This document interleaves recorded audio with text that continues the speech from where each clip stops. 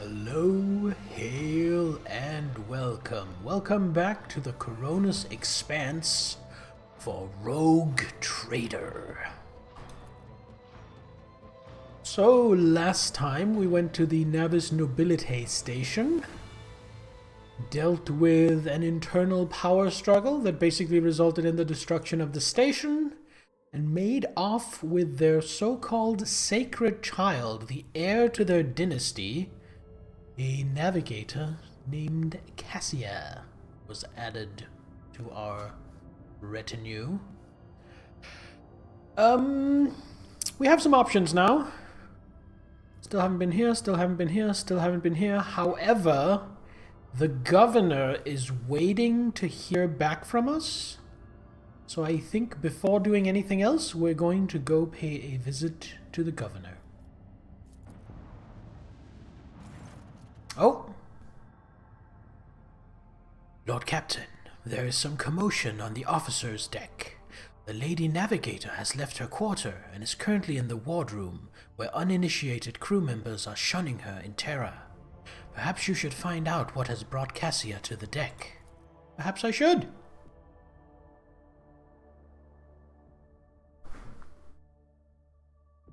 I like Cassia so far. She's a likable character. I have to say, I am definitely... Once I finish this on stream, I'm starting another playthrough off stream. Just because I want to make a different character and make different choices and see what happens.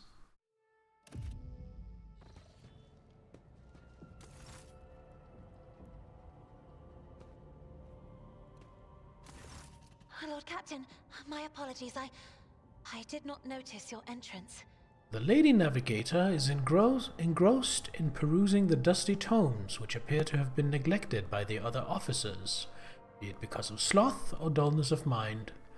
When you walk closer, Cassia looks up at you, starts, and hides a weathered book behind her back.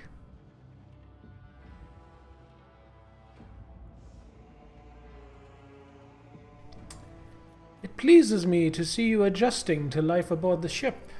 Compared to Urak 5, your ship is a boundless world of unfamiliar hues. And yet, the abundance of bright colors can at times be wearisome on the eyes. The bridge and the decks are so clamorous. In my search for a place of quiet, I was fortunate to come upon this islet of serenity filled with rare tomes and practically devoid of color. The events that took place on Urak 5 must have shaken you greatly. Are you well? One should not underestimate the navigators of House Orselio, Lord Captain. Fair enough. Like a shawl of pale smoke, a faint malaise hangs upon my shoulders, but it will not be the slightest hindrance to my duty to humanity, and my duty to you. Are you satisfied with your new attendants? Your servants are somewhat sluggish when it comes to attending a noblewoman of the Navis Nobilite, but they are quite tolerable. Thank you for your concern. Perception test succeeds.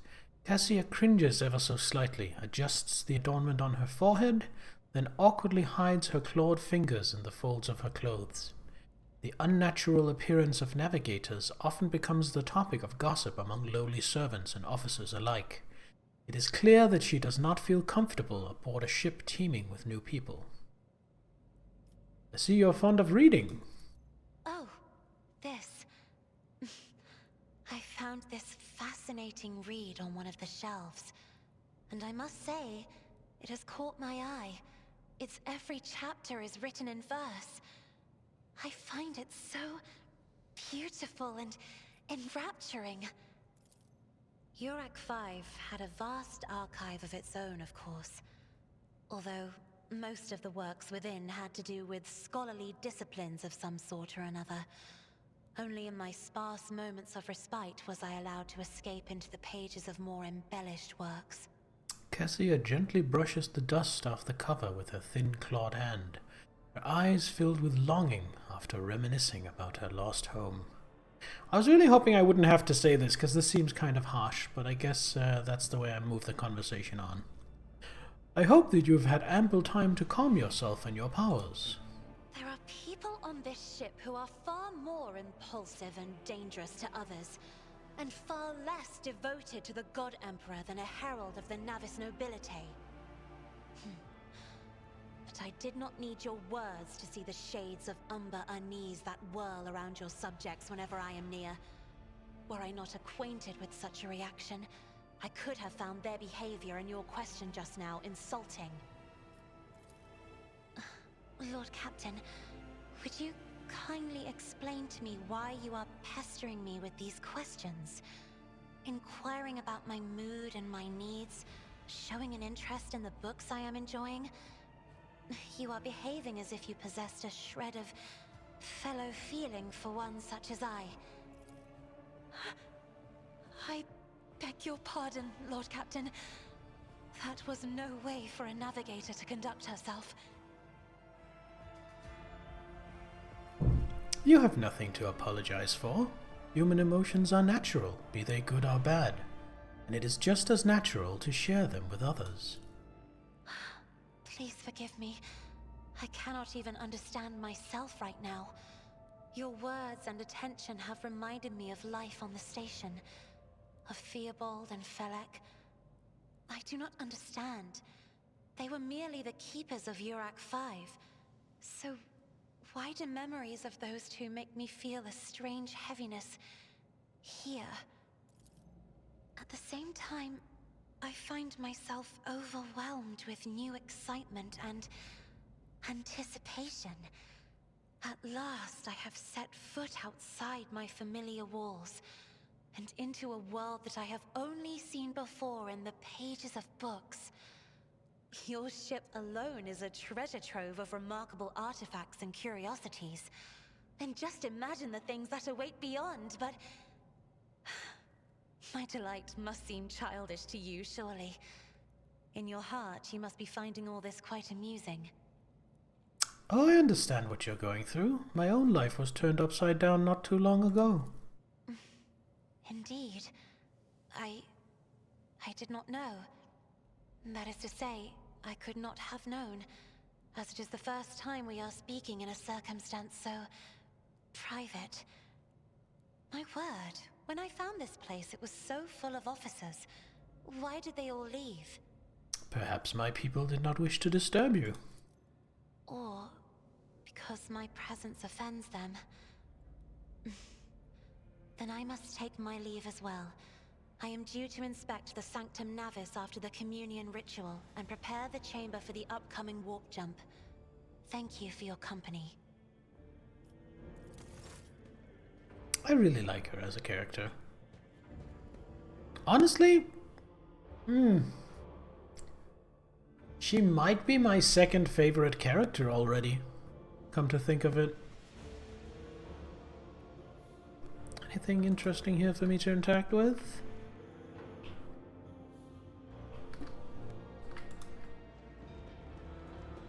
I think I came through here during the prologue, didn't I? Oh.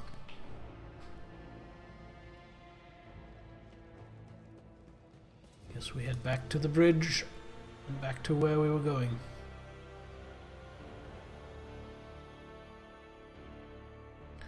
Now, does it plot me straight up into the map, or do I have to go to the console? I am curious.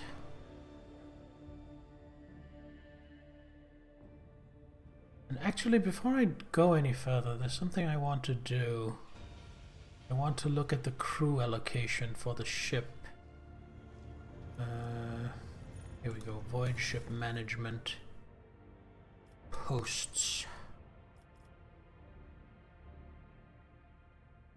So I haven't assigned any officers to any posts yet, so let's get that done. So I am, of course, the Supreme Commander. Master Cannoneer. Torpedo Control. Be Magenta. Shield Master. Tech Use. Ooh. Pascal would be perfect for that. Master of Maneuvers, Athletics. Abelard would be great for that. Warp Channeler. Law Warp or Awareness. So I have a tie on Law Warp.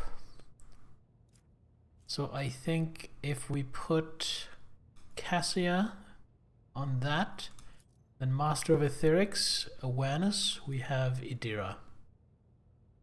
There we go. And we got some special maneuvers out of this. Swing Run. Flies in a straight line and then makes a full U-turn at the end of its movement. Torpedo Control. Gives control of the nearest torpedo salvo, granting it 5 void movement points, I assume? Void movement points.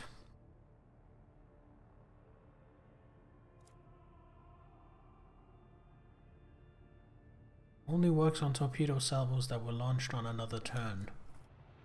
That's kind of interesting.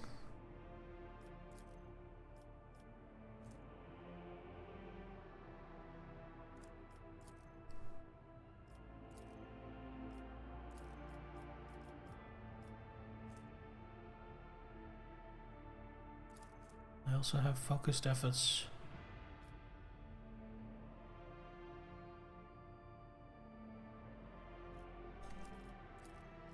And she also has Expeditious Reload. Reloads all macro cannons that were fired during the acceleration phase. That seems really good. Reinforced shields. Shield Pulse. Overloads the enemy shields, redistributing them with the weakest side facing the flagship. The enemy has a hollow field, it loses several of its charges. This pulse can also negatively impact other Xenos technology. This overload expends 25% of the flagship shields. Cool. Master of Maneuvers, new heading. While moving, the flagship may make its next turn at 90 degrees instead of the usual 45. Warp Channeler, shallow jump. Makes a shallow warp jump in a forward direction. So basically a 5-cell teleport, I assume. Sweet. And she has Arc Augury. Next shot gains 2 extra range.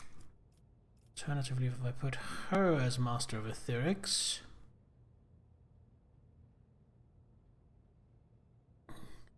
nice.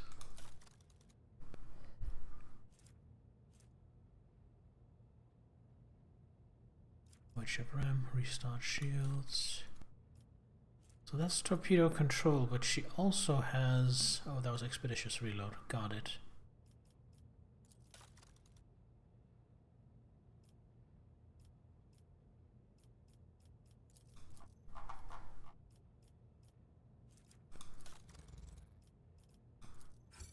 I don't have anything to put in. Alright. There is Heinrichs. Where is Cassia? She's down here. I don't think I have anything more to speak with her about.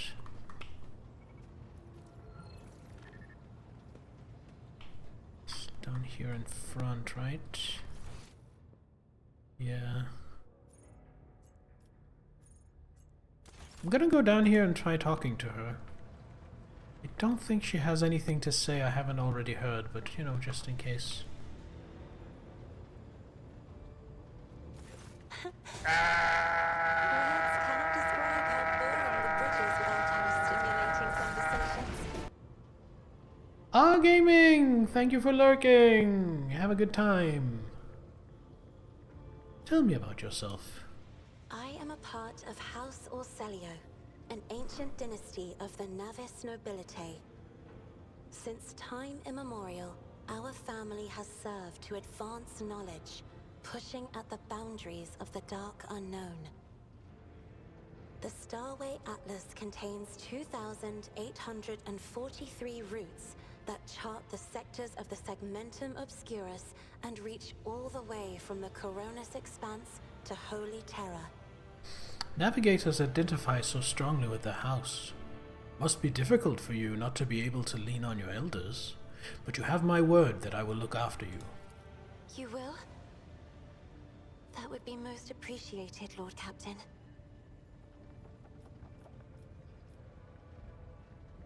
So you've never lived anywhere other than Urak 5? Hardly. According to the chronicles of the house, I was born on one of the Orcelio worlds. Oh, what was it? Please forgive me. Oh, she's getting Captain. flustered. My childhood memories are too vague.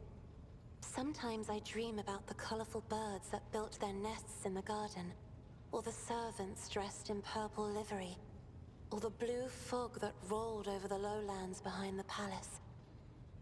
But everything is covered in a rosy haze. Perhaps it is my imagination, not my memory, that is painting these pictures. Tell me about your life on the station. My stay on the station was wholly dedicated to preparing me for my future duty.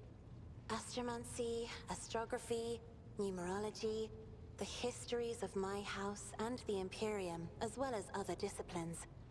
For many years, dozens of instructors tirelessly prepared me for my destiny. And once a year, Great Regent Alronto would come to the station. He would entrust his beautiful vessel to my command, so that I could master the practical aspects of our art as well. Did you have friends? Someone you could turn to for a simple conversation, not a discussion of yet another lecture? The Regent gave me a bird from a sunlit planet once. I tried to befriend it and make it sing, but for some reason, it refused, and died soon after. The instructors were too respectful of my duty to my house to waste precious time on idle chatter. Aside from them, there were only servants on the station, and you know they have their vocal cords removed, so they cannot break their vow of silence. And since the subject has been breached, Lord Captain, why do you not follow this honored tradition? Your decks are so garish. Apologies, I meant noisy. The rabble don't just chatter. Sometimes they shout and even sing. Why do you allow such a lack of restraint? Rogue traders are highborn, are they not?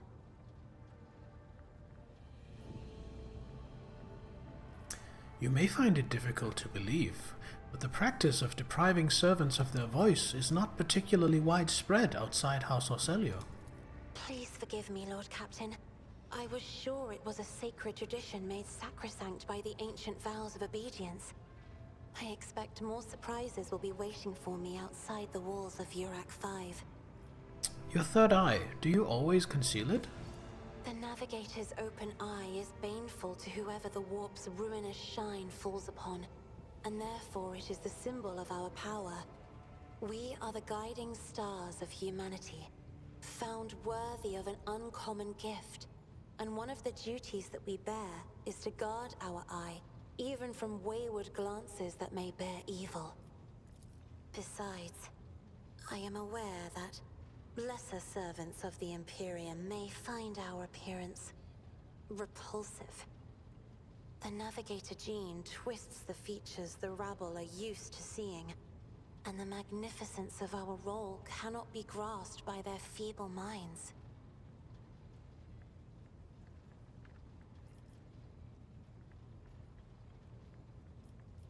You do not look repulsive, Cassia. Perhaps my appearance does not terrify you right now, but this will not always be so. The Navigator gene is unstable. My body is going to change over time. And only the God Emperor knows exactly how. Oh, poor girl. What does it feel like to guide a vessel through the warp? It may be difficult to describe. You see, every navigator perceives the warp differently. My mentor, Great Regent Alronto, always described his travels through the Immaterium as a journey through a vast wood with countless paths. And I, assisting him in the first voyages, futilely tried to follow his example. But the wood would not reveal itself to me. But everything changed when I found my own key to this mystery. You see, I've always brightened up my rare moments of leisure time by painting. You may recall there was a workshop in my chambers. As soon as I imagined the warp as a blank canvas, an indescribable feeling came over me. I moved the brush, going deeper and deeper into my own painting.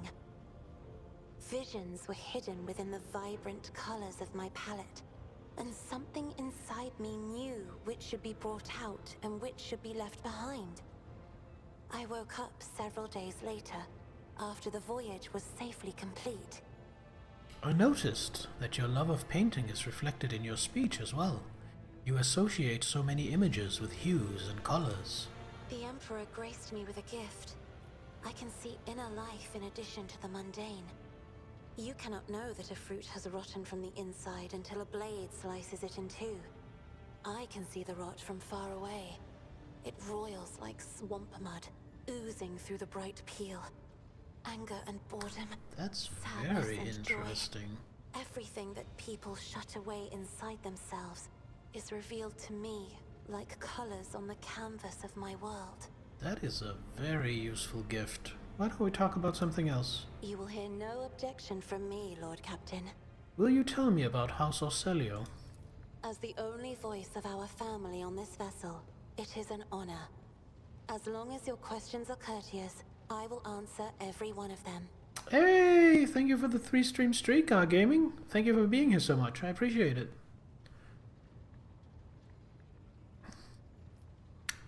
Is the Orselio prophecy system named after your ancestor?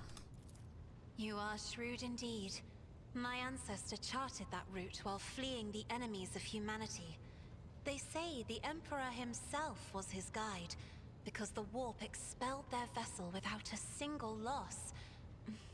Unfortunately, the lips of those who relate this tale seep with disgusting green hubris. I think Kalain Orselio was simply a skilled navigator. I take it House Orselio has a rich history. Oh, yes. The navigators of the house came to the Coronis Expanse fairly recently, a mere 208 years ago. Before that, our ancestors expanded the borders of humankind's dominion for the glory of the Emperor, blazing trails to different corners of the galaxy. Who rules the house? Just as a rogue trader stands at the head of a protectorate, a Novator heads a navigator house. It is the Novator who decides where to look for alliances and which path their bloodline is destined to tread. As for our house, the transfer of power to a successor is currently underway. In the meantime, Great Regent Auronto Orselio is ensuring the stability of the house. You lived in seclusion on a closed station until Felek committed his sabotage. So then you must be the Novator's successor. So says Regent Auronto. Nothing is decided yet. Some people in the house become enshrouded in rolling grey clouds at the thought of me becoming the Novator. But even more are bound with dull leaden chains. They think I am not ready for such a burden. With your permission, I would like to talk about something else. By all means. What does your special sight reveal? Sister Argenta shines like a guiding star, inspiring resolve in those around her, seemingly inexplicably. However, I see a dark and ugly fog billow behind her, contrasting sharply with her shining light. It burdens the Sister of Battle. It drags her down. Yet Argenta herself is hardly aware of it. Seneschal Viserion is among the few whose colors are a pleasure to look at. Whenever the Seneschal speaks, heavenly crystal clarity spreads around him. And whenever he is angered, dark blue clouds condense over him. And in his rare moments of joy, a pure gleam of sunset pink caresses the souls of those near him. Out of your entire retinue, Lord Captain, He is the only one I would trust with my life. Oh, interesting. We're going to continue this, but we have ads about to come up, so we're just going to take a quick break. I'm going to go use the bathroom. Don't go anywhere. I will be right back.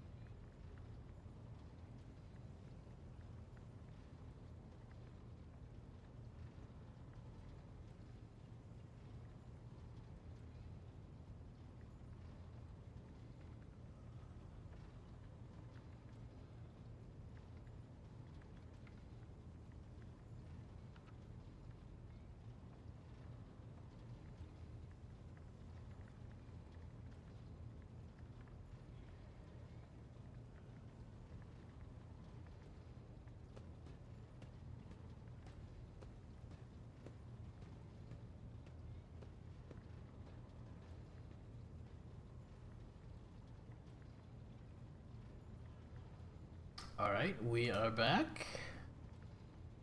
And ads should end in just a few seconds. So while we wait for that, let me just have a sippy. Cheers.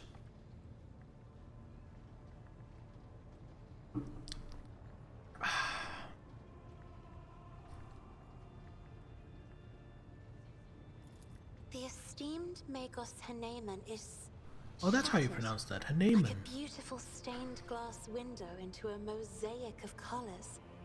His bright, beckoning hues are mixed together in complete disarray. I must confess it perplexes me. Normally, scarlet and steel are all that fills the heart of a servant of the Omnissiah. Interesting. Behind the cobalt steel of his thoughts, behind the cold, faded gray of his emotions, an ember, the color of amber, glows in Master Van Kalox's soul. So bright and warm, one is tempted to touch it. It is sad that the interrogator seeks to drown it with his own hands in the bottomless blue of duty. Sad indeed, but I can relate. Idira's emotions are like a maelstrom, bright, unbridled, enveloping her form like a wondrous kaleidoscope of colors. And as dangerous as a twisting warp storm. The riot of colors hides the truth from my eyes. What exactly is driving this woman? Is it her own will, or is it the Immaterium, Lord Captain? Alright, this is where I must beg my I leave. have enjoyed your company. Thank you for the conversation. Alright, glad I took the time to talk to her. Now, let us continue on our way to go talk to the governor again. So we headed to Rykard Minoris.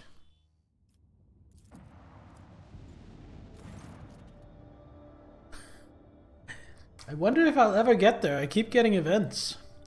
Permission to report, Lord Captain. Members of a sacred cult operating aboard this ship have requested an audience. They wish to present gifts and introduce themselves to their new captain. What sacred cult? They call themselves the Bloodspun Web. The cult defends the flagship from both internal and external threats. Lady Theodora held them in high regard and looked favorably upon their activities. Very well, I am ready to receive them. I will commence preparations at once, Lord Captain.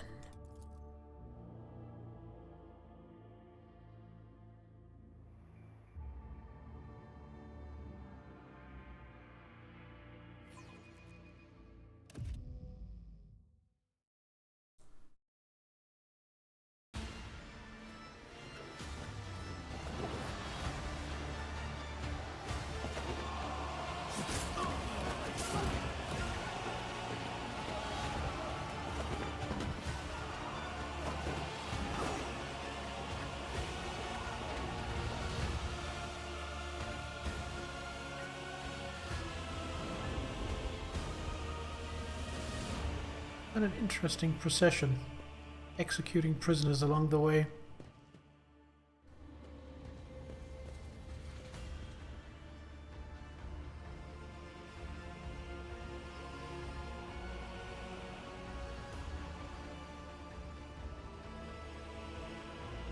Going to execute these guys before talking to me? No.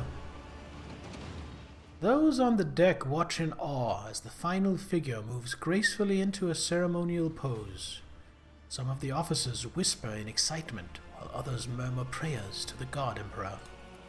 The Undying Emperor commanded us to spin a web of blood around his children, and we obeyed. We obey still. Fall silent as a tall young woman steps forward. She moves towards you soundlessly. Dim light casting shadows across the mask which conceals her face.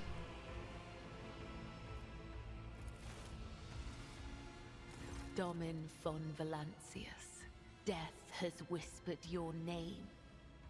We disown Domin Theodora. We renounce our oath to her. Ooh.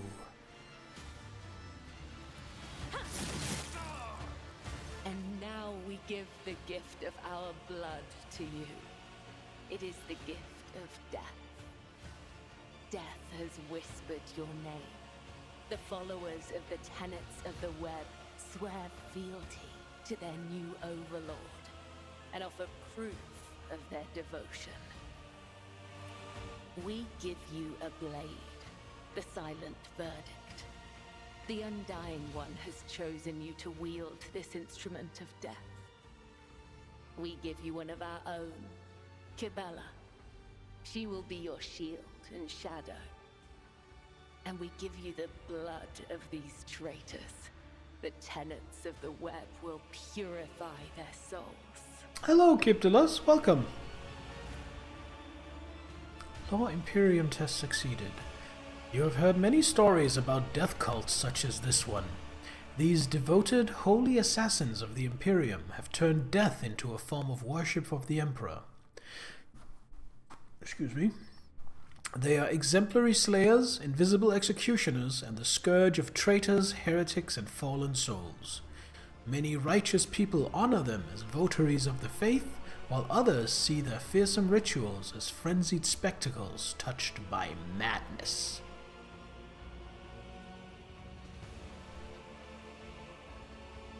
Let's have a look at the cultists. The cultists are all voidborn. Their lithe, sinewy bodies are clad in light armor, which allows them to move with an acrobat's nimble grace and strike with an assassin's swift surety. Their red and black vestments are adorned with sharp spikes and ritual jewelry. Where time and training have worn their garments threadbare, you can make out patterns of bleeding lacerations. Let's have a look at the captives. The prisoners cower beneath the weight of your gaze. Blood drips down the tear-stained faces of the captured officers, technomats, and workers. A word has been carved into each of their foreheads with meticulous precision. Traitor, heretic, apostate, renegade. The cuts have been diligently and regularly reopened to prevent healing. These renegades committed treachery against their domin.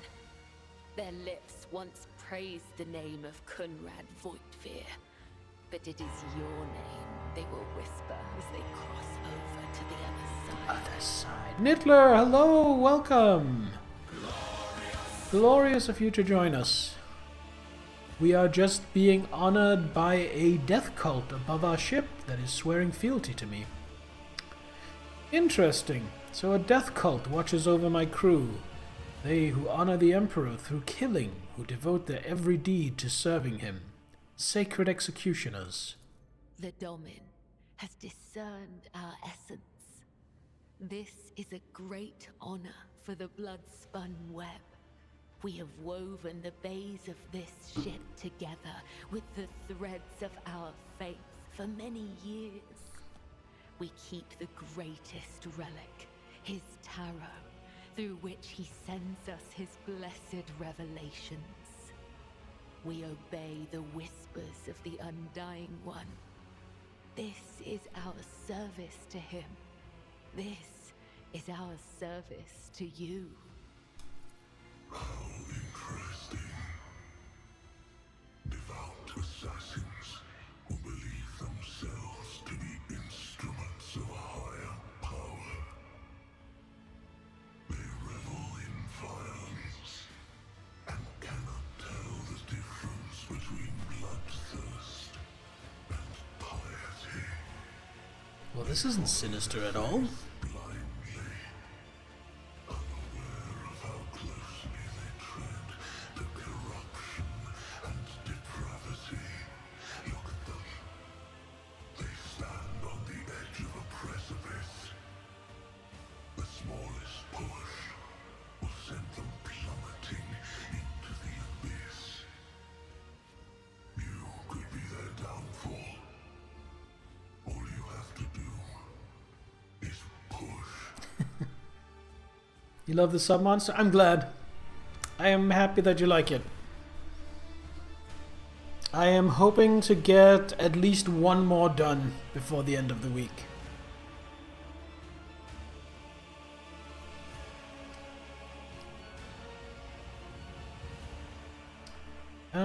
Tell me about yourself, Kibella.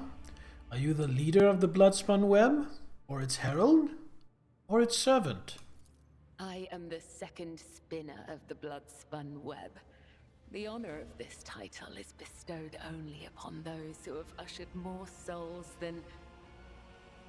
It is shameful to speak of one's own deeds.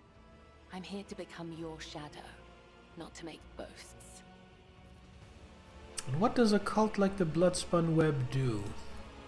The tenets of the web teach us to read the threads of the future and understand the hearts of others. When a soul is filled with the poison of corruption, we know its time has come. We bring liberation. 3 strikes, 3 rebukes, 1 blade. This is how we serve the Undying One. This is how we serve you and your flagship. But there are others. The virtuous martyrs who contravene his design without realizing it. Those who have come too close to faltering or committing an apostasy, but have not erred yet. We present such souls to the Undying One.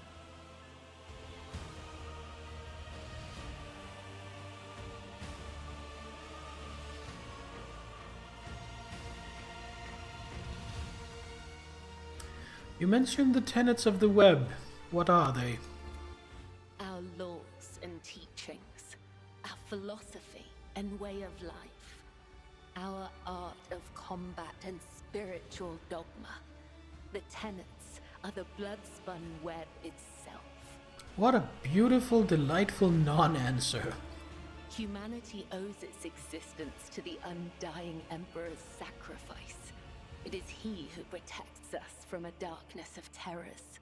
Hence, each of us has a duty to serve him, and a duty to die for him. To act otherwise is to waste the life that has been given to us by the Undying One, to become a thief. We help others understand this. We help them to live and die righteously. You have my blessing. May your blades bring swift death to the Emperor's enemies. The blood-spun web will not forget your words, Domin. They are the wisdom of the tenets and the benediction of our duty.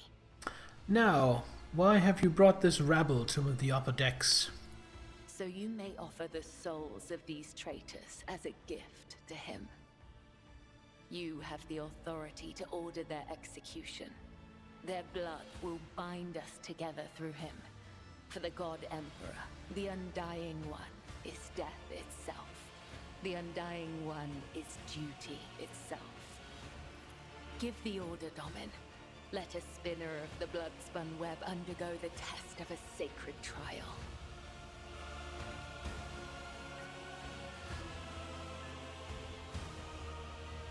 Very well. Give weapons to the traitors. It's time for Kibella to prove herself.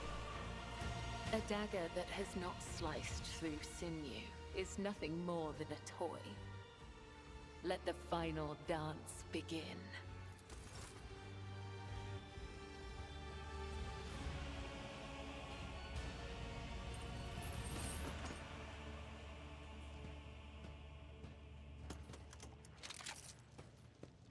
Wait, did they just give them guns? Welcome his embrace. Death to the defilers!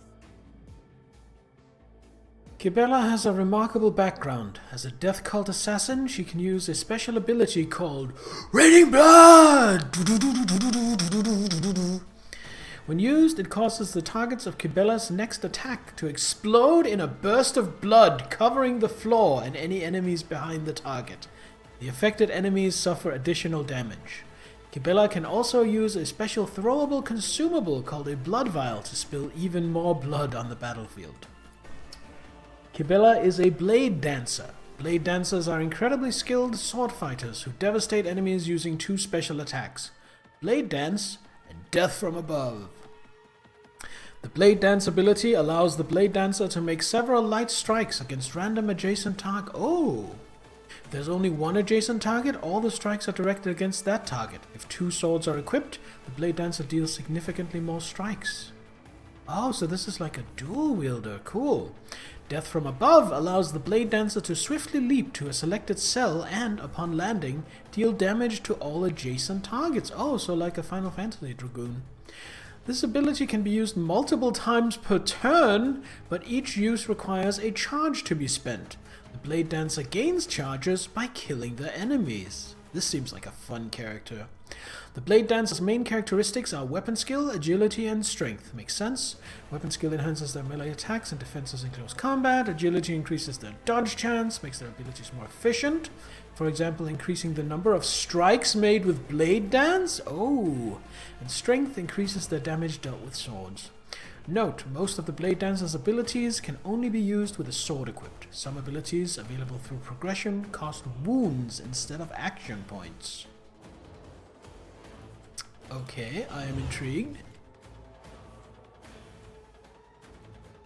Into starting position. I'm happy to start here. Okay, so death from above, 0 action points. But it costs charges. How do I see how many charges I have?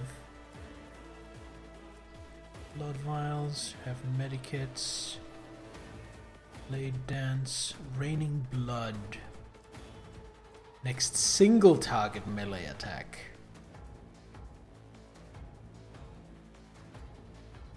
Okay, so if I walk to here, I bring mercy and retribution. activate Trust raining me. blood, then do a strike here, Shadow death is a blessing. splatter them with blood. Then I death from above to here, damaging everyone. To the undying Emperor.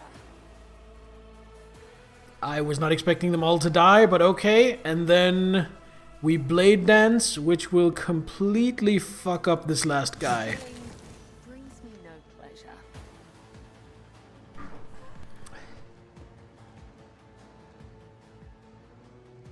Oh, there's a second wave. Interesting. And I already splattered them with blood. Perfect. Take up a nice position. Okay. Cry, flee, pray. You cannot alter your fate. I shall not fail. The other side awaits.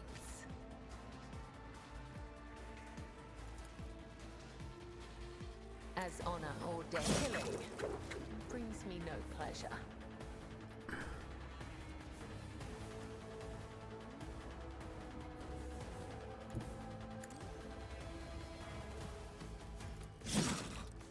My blade come. The other side awaits. As the tenets demand. Death is a blessing. Okay, she's fun. She is fun.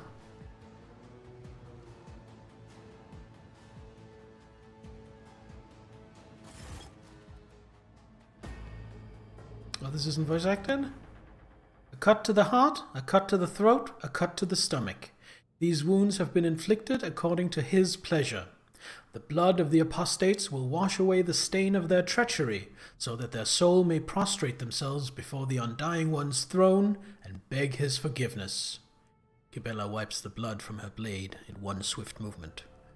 I have acted with reverence and shown proof of my loyalty. Will you accept me, Domin Teophania? Will you make me your shield and shadow? Your ladyship, the spinners of the blood-spun web were watching, tracking, and killing Von Valancia's enemies long before the warrant of trade passed to Lady Theodora. However, their blade has also been known to cut short the lives of highly upstanding persons. Factotum swallows nervously, casting a fleeting glance at Kibela. But I certainly do not in any way condemn the deeds of the deeply esteemed cult. I am sure they must have had good reason. Jocasta Sourback clears her throat. The cultists are the scourge of the seditious. They bring the unrighteous to ruin. The enforcers respect the bloodspun web, for we share a common goal, to bring his light and his harsh justice to the darkest depths of this ship. Heinrich Montag. Scourge of the seditious or not, folks are afraid of them for a reason. A couple of watches ago, these spinners took a train driver to pieces for some kind of ritual. I don't know what old Malak did to earn that privilege, though. And who's going to feed his family now? Heinrich takes a drag on his low stick, exhaling the thick smoke through his clenched teeth. But that's a lower decker problem. What matters is that the bloodspun web serves you faithfully, Lord Captain. Confessor Adalbert, who is this? A plump old man in the rich robes of a confessor adds respectfully. My predecessor's predecessor once delivered a sermon about how the spinners saved this vessel from the servants of the archenemy. The blood-spun web paid the price in blood, a river of scarlet that flooded the decks from bridge to bilge. They became the blood of the flagship, the pulse in its veins and the beat of its heart. Their great sacrifice earned them the favor of House von Valancius. It would seem that not all the officers have been presented to me yet. Confessor Adalbert, your ladyship. As a humble servant of the Emperor, I am entrusted with the high honor of being the ship's confessor, or in other words, the highest spiritual authority on your vessel. I am here to oversee the purity of the crew's faith. I officiate in the officers' chapel and also look after the ship's reliquary.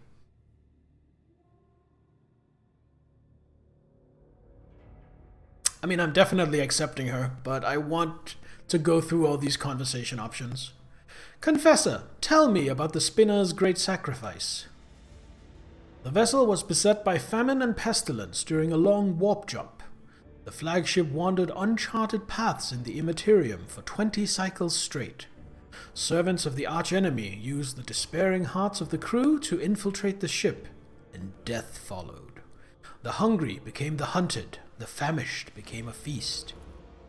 The exhausted crew was too weak and emaciated to resist the invaders, but then the spinners emerged from the depths. They stood alone against hundreds of foes, yet they did not falter. They did not sleep or rest, as their blade-tip dance brought death. Though many spinners fell, the blood-spun web held strong until the flagship left the turmoil of the warp. Very well. Let us hear what the retinue has to say. Argenta. I have heard, though only at a distance, the prayers the spinners offer up to him. I have seen how their deeds fill the people's heart with confidence in the inevitability of his wrath. The blood-spun web's loyalty to the Emperor is without question, as is their willingness to lay down their lives in the fight against the archenemy. Although Lady Theodora never granted the cult an audience or brought a spinner into her retinue, she respected the blood-spun web and approved of its mission. It's strange. Their shadowy forms are swathed in darkness, yet a radiant light burns within them like scarlet flame. I think it is a good sign. It is rare to see anyone filled with such light, even among servants of the faith. Many within the Inquisition look favorably on death cultists. If you do not need a bodyguard, the Ordo Xenos might recruit her instead. I notice we're not hearing from Pascal and we're not hearing from Idira. But very well, you will be my shadow, Kibella.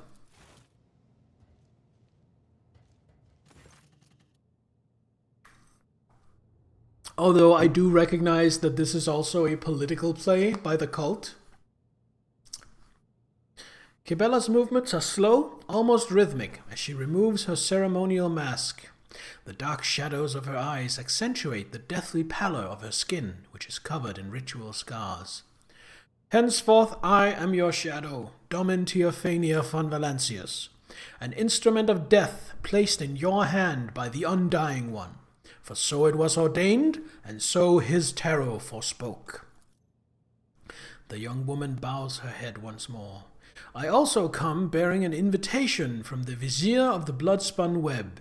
He wishes you to know that the doors to the Undying One's temple are open to you.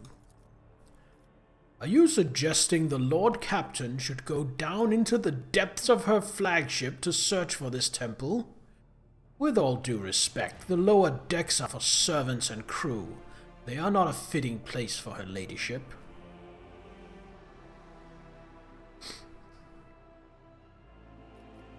Why is the Vizier not here to deliver the message himself? The first spinner is old.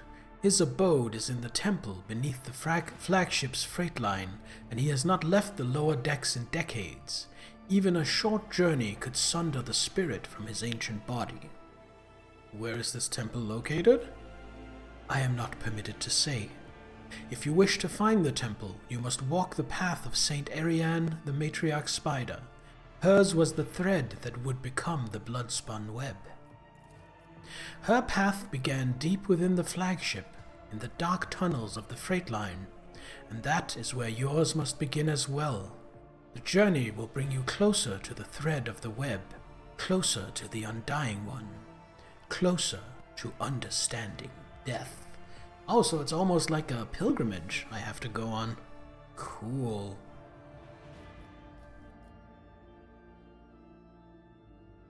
I am definitely going to do that. I don't know if I'm going to do it right now, but yes. I will walk in the footsteps of the matriarch spider.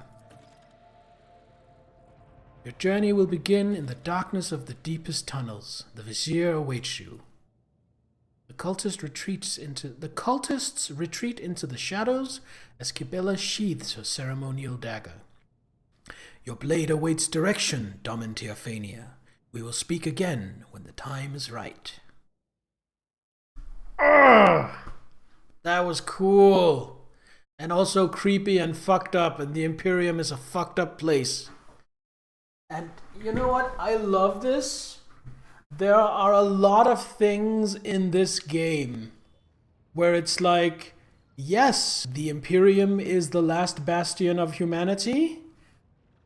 We are protecting humanity. We are the good guys, but they're not shying away from the fact that the Imperium is also a really fucked up and ultimately deeply horrible place. I like that. They're not glazing up the Imperium too much. I like that. I like the dichotomy. The rogue trader's ship is a veritable city sailing through the void. The ship has numerous compartments you can visit. Navigate these compartments using the map of the ship, which you can access from the main elevator on the bridge or from any compartment. Who am I going to drop from my squad? I don't know. I now have 8 companions and the squad size is 6.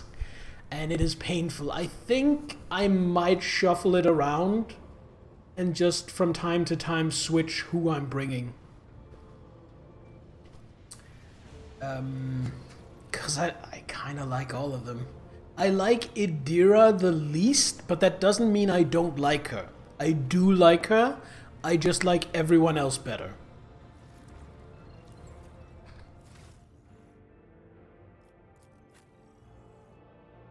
Oh, she is very dogmatic. I am not surprised. Let's have a look at her. Raining blood, death from above. What is Death Waltz? Oh, that's her heroic act. The Blade Dancer uses Death from Above against a target enemy without spending a charge, immediately making a melee attack against that enemy. Blade Dancer repeats this combination up to 3 times against random available targets.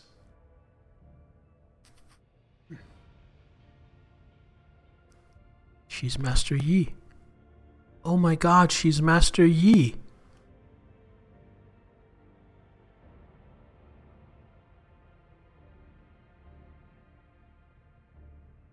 She is Val Flickerstrike. Her ulti is Val Flickerstrike. Oh, that's awesome. Blade Dance, Death Waltz, Death Warden. The Blade Dancer's Medicae skill is now determined by weapon skill instead of intelligence. Blade Dancer deals extra 5 plus Medicae skill divided by 10% critical damage. So that's 10% extra critical damage right now. And can use medikits as if having Medicae skill advancement or the corresponding feature or talent. Okay, interesting.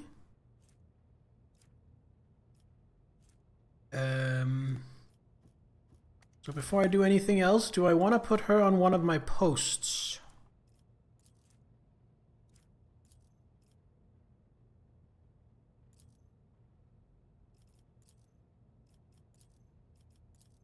No, she's not really suited for any of them. I accidentally set her as my Supreme Commander. I certainly did not mean to do that. There we go.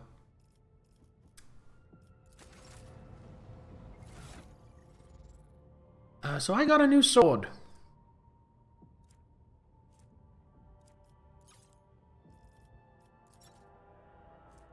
Silent Verdict.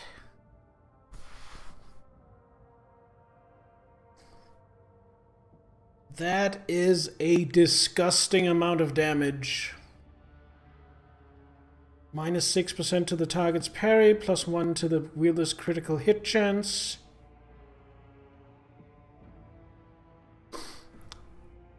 This is where I might go against the lore. Because lore-wise, they wanted me to wield this sword.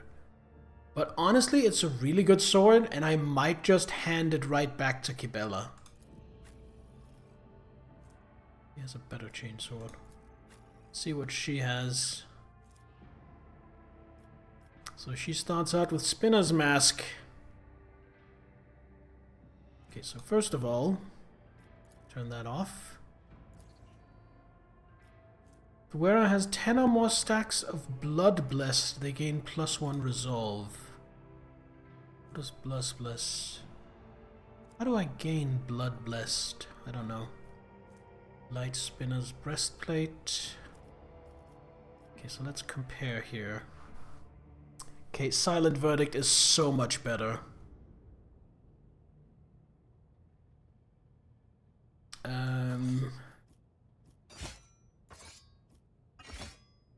Oh, is that a two-handed weapon? Oh, it's a two-handed. That explains why it does so much damage. Okay, fair enough. Well, we want her to be dual-wielding. So I think what we do is we take Idira's... See, Mars pattern. That's not as good as the Mizoa. Actually, it is. It's actually better. So we give her a regular sword instead. And then you get the Mars pattern sword as your offhand. There you go. And then in case... I mean, you're not a very good shooter, but in case I can't reach a target, you get a sniper rifle. You already come with a medkit and a blood vial. Whenever raining blood is used, +1 charge of blood vial is restored. Got it. Do we have any better armor? Let's see, 20% armor.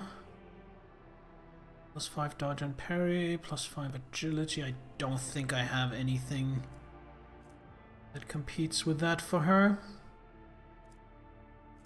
No, she's just gonna stick with that. That makes no sense. That makes no sense. Let's give her a flame grenade. I doubt she'll ever use it. And a frag grenade. And then let's look at leveling her up. So she is a Blade Dancer base class. And then she can become Assassin, Master Tactician, Arch Militant, or Executioner. That's hard. I mean, I saw Assassin, I was like, yeah, obviously we're gonna make her Assassin. What else? I mean, we're definitely, I mean, duh, we're not gonna make her Master Tactician. Ooh, Arch Militant though. Ooh, Executioner though. So I don't know. But for now, we're going to take her up to a level 11 Blade Dancer. So let's see. Common talent. Ability to use the Void. Oh, this is Voidborn stuff. Bloody Mess. Let's take Bloody Mess. And we're going to up her weapon skill. We want to hit always. We get an ability. Let's see. Turns to the cell where they started their turn.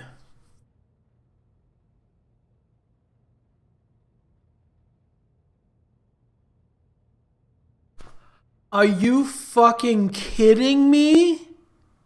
If the Blade Dancer used Death from Above this turn, this movement repeats all uses of this ability in reverse.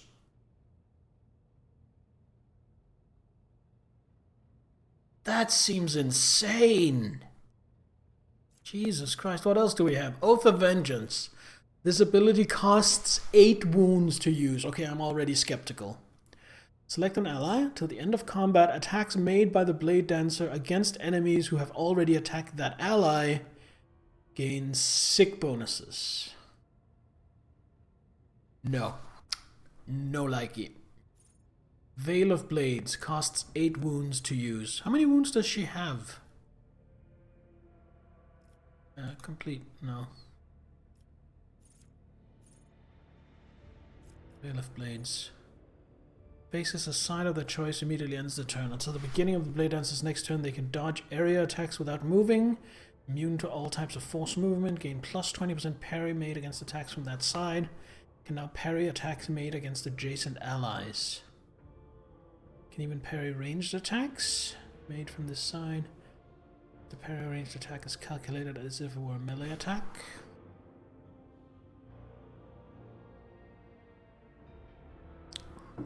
I mean, that is sick. That is crazy. But it costs 8 wounds.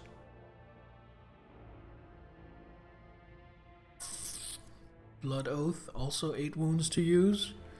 Targets a single enemy, vowing to dispatch their mark. Blade Dancer's next attack against the selected enemy cannot be dodged or parried. If this attack kills the target, Blade Dancer regains 13 wounds, gains an action point, and an additional attack this turn. So it's kind of a gamble.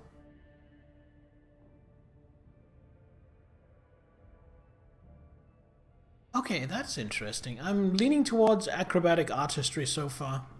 Captive Audience. Next attack inflicts bleeding 9 on all targets hit. Must pass a toughness test with a -20 penalty or become immobilized. All enemies immobilized by Captive Audience counts as full cover for the Blade Dancer and their allies? We are taking this one. Holy shit.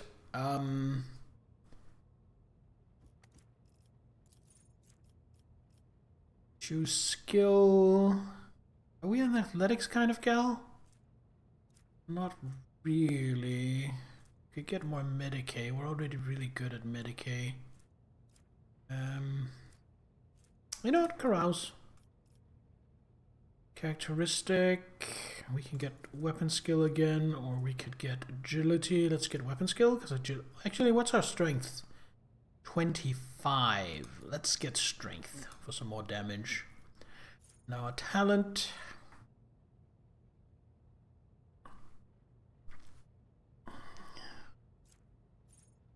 Finding blinding blades.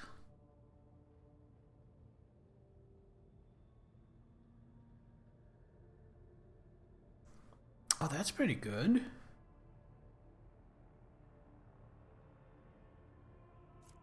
Death Warden we already have. Race Against Death. Oh, that seems good too. Rising Tempo.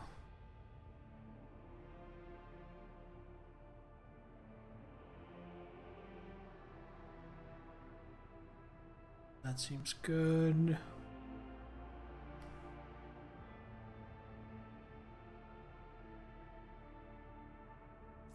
That seems not so interesting.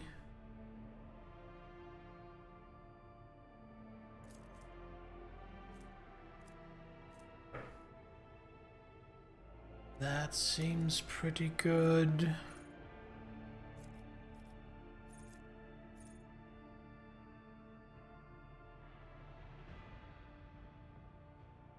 Don't like that.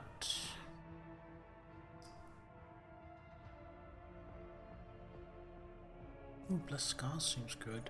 This is tough because there's a lot of good shit here, as usual. Bloody Requiem. Whenever the Blade Dancer kills an enemy, the Blade Dancer's resolve is increased by +1. And resolve is determines how much momentum I get. Oh, I really like that one. Bloody Requiem.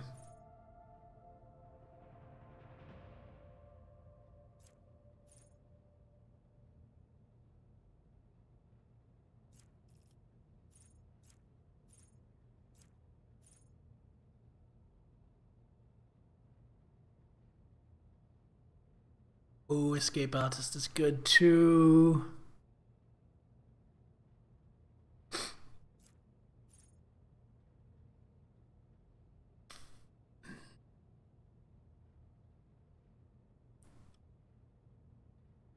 Oh, Feel No Pain is good too. Grand Performance. Targets affected by captive audience have their armor, dodge, and parry reduced until the end of combat. Fuck, yeah, we're taking that. I don't even care about anything else. Choose a skill. Are we gonna go Carouse again? Yeah, let's go Carouse again. Common talent. I just want to go down here and see if there's any, like, dual wield.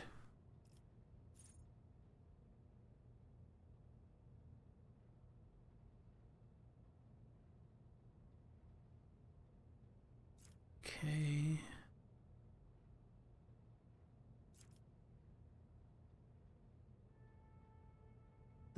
That's not too attractive, actually.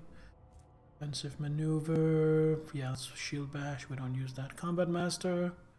Let's take combat master, so enemies don't get an advantage for surrounding her. On using death waltz. What was death waltz again? Oh yeah, that was the bounce around. Blade dancer immediately heals to full. Oh wow.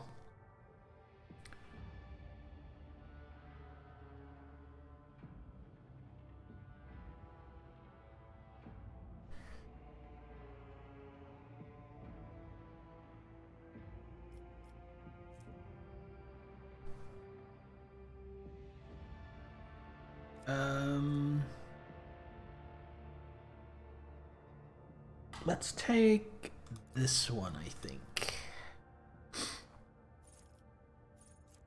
Blade in his hand. I think we want the Requiem one now. Bloody Requiem. Characteristics. The strength is now at 30. What's toughness? 45. I think another point of toughness would be very helpful. And we take another one of these.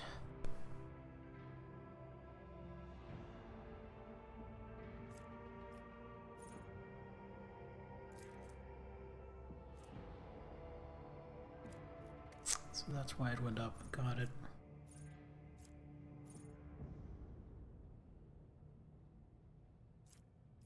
So Blood Oath, I think, is what we're going for. No, we're going for acrobatic artistry.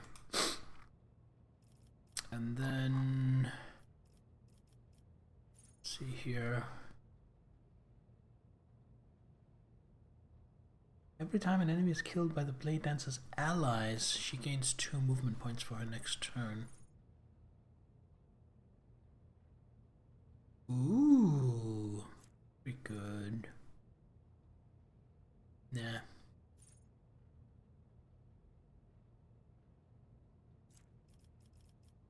Shadow Dancer. Slip away.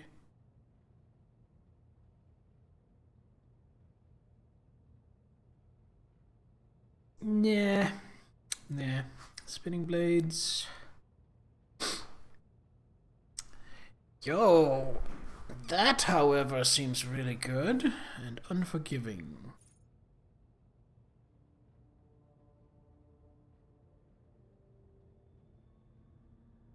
No. Alright, what do we want? I think... Nah. I think maybe Blessed Scars?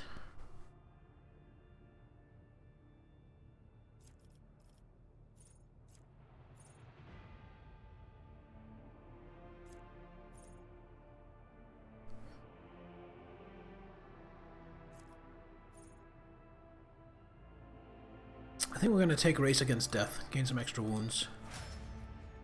There we go. What did my dodge at? My dodge is 80%. Armor is 20%. Dodge reduction. Reduces enemy chances to successfully dodge. 75% parry. 5 resolve baseline. How many wounds do we have? 47. Okay.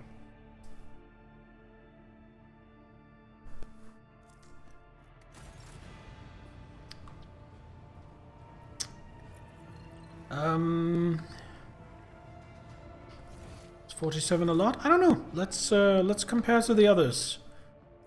So Teophania has 36.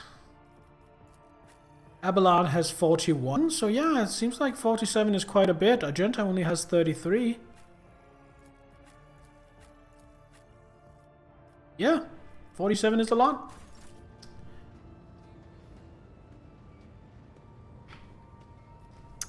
Where is she? She's there. I want to go talk to her before continuing. We haven't done anything yet this stream. We've literally just been talking to people. Hello, Aurelia. Welcome. Domin. Puts away the dagger she's been using to reopen her freshly closed wounds.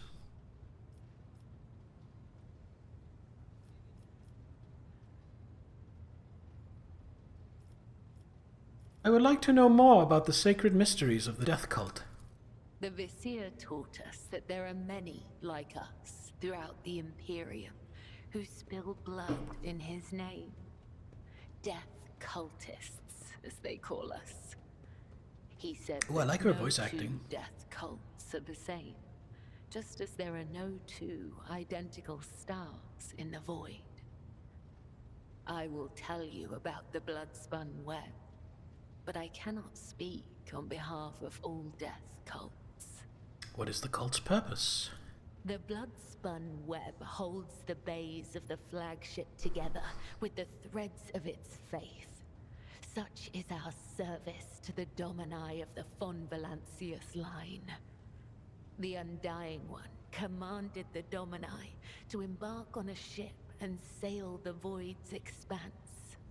And thus, it became our duty to protect your dynasty and the Ark that became its home. This great relic of blood and adamantine. Some loathe and fear us. They call us murderers and reapers. Others call us dancers of death, who send the souls of the dead on their way. Both are right. Both are wrong. We are servants of the undying Emperor. When he whispers that the time has come for a righteous martyr's soul to be laid in his blessed hands, we come to claim it. When he whispers that the wicked must know of his wrath, we come to reap. This is how we maintain order on the ship, unseen and guided by death's will. Voice actors is laying it on a little thick, but honestly I like it. I think it's fun.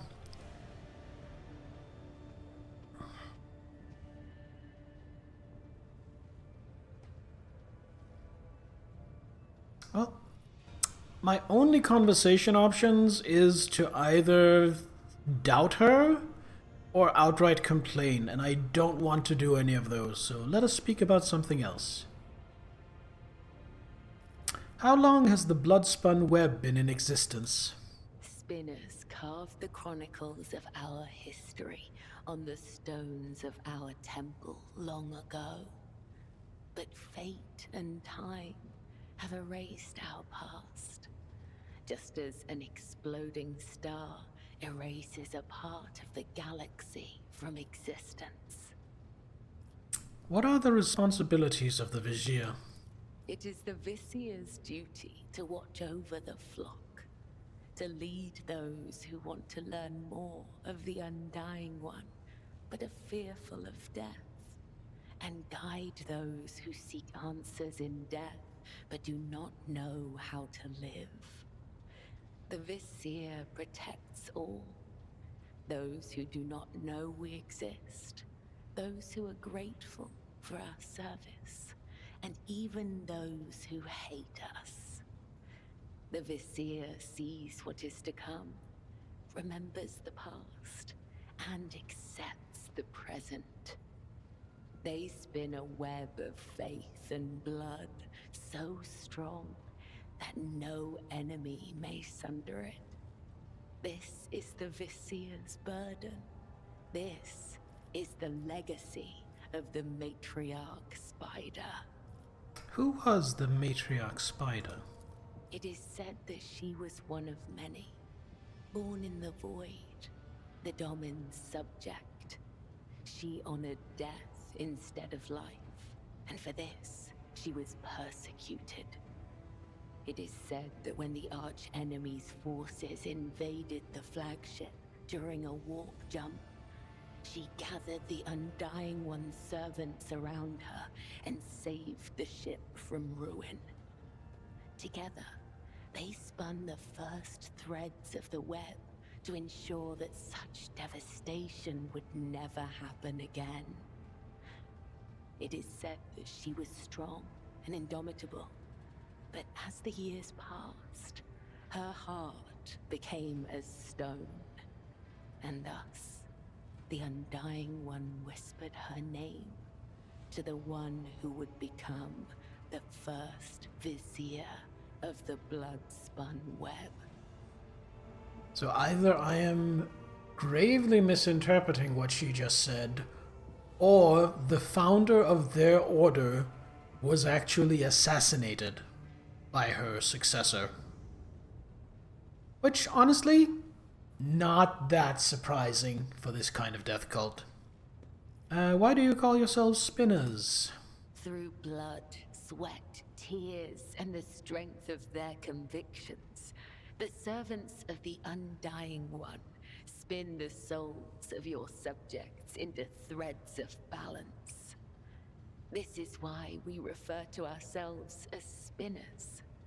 Those who are newly committed to the blood-spun web are called lesser spinners. If they are faithful in their service to him, they may eventually become spinners. The most devout of us all are known as the High Spinners, of whom there are 7, each bearing a unique title. The Vizier, the first spinner, leads the cult. I, Kibella, am the second spinner.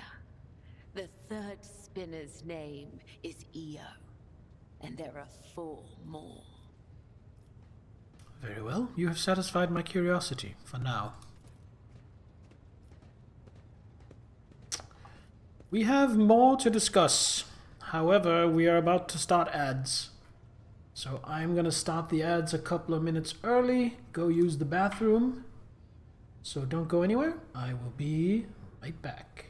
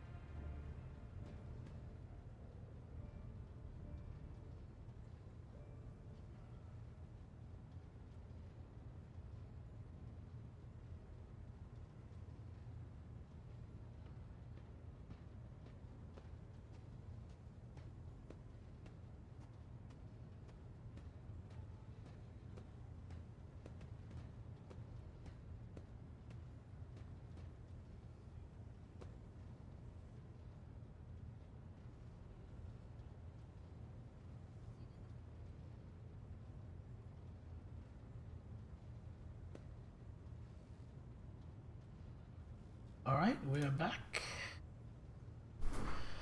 Let's keep going in just a minute. Ads are still going.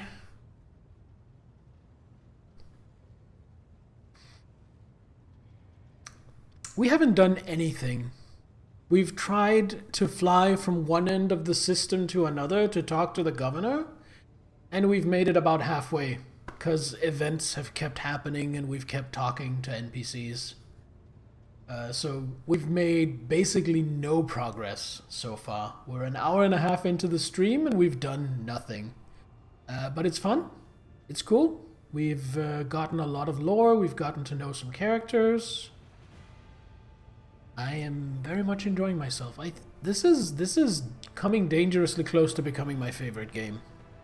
Alright, that's enough about the cult. Tell me about yourself. I am the second spinner of the blood-spun web. A spear in the hand of the undying Emperor. I am your shield and shadow. Your blade. How succinct. Do you dislike talking about yourself? The tenets compel us to let our deeds speak on our behalf.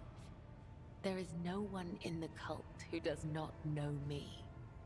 So I have grown accustomed to taciturnity in matters regarding myself. Ask, and I will try to give you an answer that will satisfy your thirst for knowledge. Alright, tell me about your past. I remember nothing of my childhood. The Vizier says this is because of my training and the injuries I received in battle. He told me it is the fate of all high spinners. The only memories I have are of the blood-spun web and the brothers and sisters who serve the cult alongside me. Rather the VA ham it up a bit. Yeah, I think she's doing a great job. I think she's doing a great job. I feel like she is hamming it up a bit more than the other characters, but not in a way that detracts from the performance.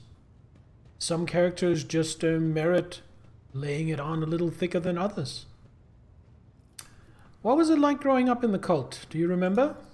When we were young, we would sew our eyes shut and wander through the bays for months at a time. What? That is... Starving. Oh, God.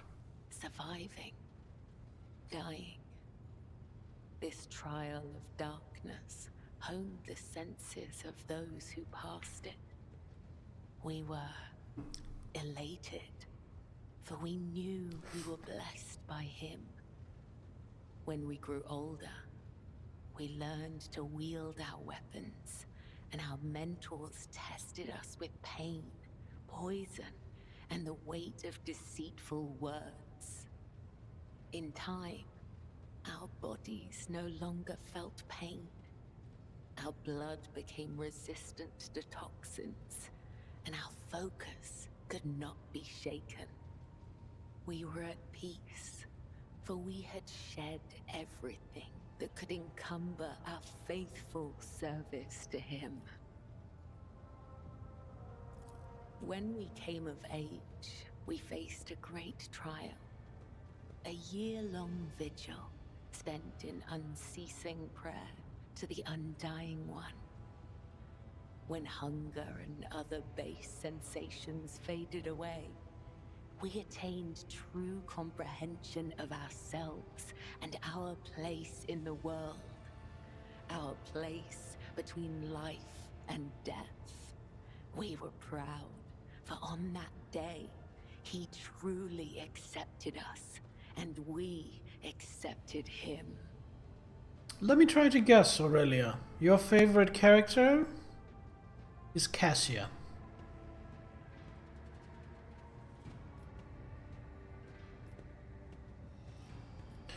I can see now why you are the best assassin in the cult. The cost was worth it. Those who devote themselves to the service of the Undying One must be prepared to pay any price. Emotions, blood, life, memory. We all must lose what we hold most dear to become a spear in his hand. Some may lose everything, but they will also gain everything. Who is Cassia? She is the navigator.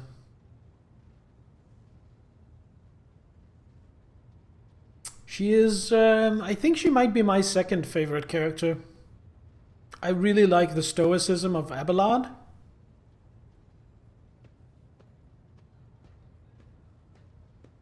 I think Abelard is my favorite character, but I think Cassia, even though she's been part of my crew for a very short time, I think Cassia has already made it to my second favorite character. Your parents, your family, you never mentioned them.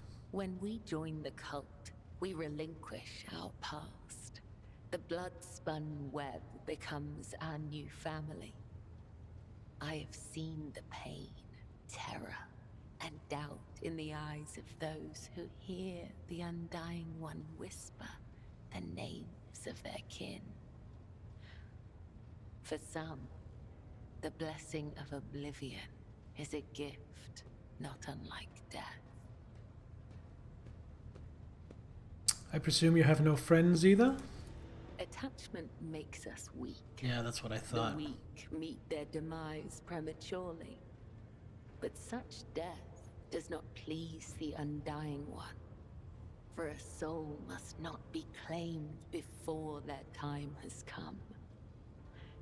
It is true that spinners occasionally cross paths with those outside. Not that I want to, but I wonder if you can try and romance Kibella. Always diverge in the end. We may walk the same road together, but we are nothing more than temporary traveling companions. It is similar for those of your retinue. Our threads may intertwine for a time, but all will go their separate ways, as is inevitable. But not you and I, Domin. Our threads cannot be unwoven, and only the Undying One will end my service to you. I feel like Kibella and Abelard are gonna end up fighting, because he is a breeder. Maybe. Maybe. I would rather think Kibella and Idira. But then I kind of see Idira getting into conflict with just about everyone. She's kind of abrasive. I think I understand you better now. Know your enemy and prevail in battle. Know your ally and prevail in war. Do you truly feel no pain at all? You can see for yourself.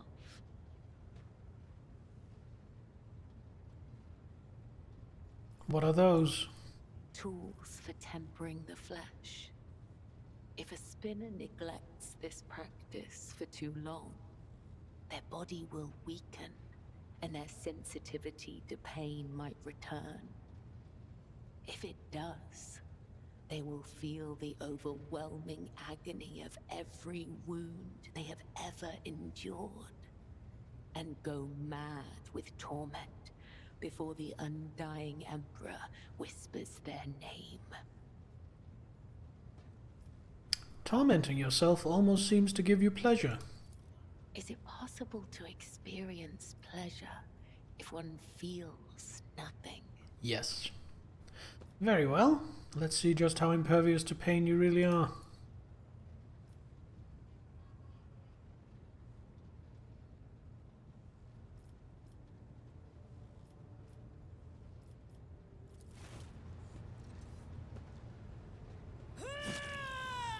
The flesh remains untorn. Good. Black chains dangle from Kibella's body. They look more like a macabre form of adornment than an implement of torture. Kibella gathers up the chains and pulls them until her skin goes taut. Right, that is enough. Do you have other questions? No, thank you for sharing with me. It is not difficult to speak the truth. Did you ever meet Theodora von Valancius?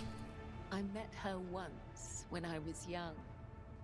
The Vizier saw a serpent hiding among those close to Domin Theodora, ready to sink its fangs into her throat.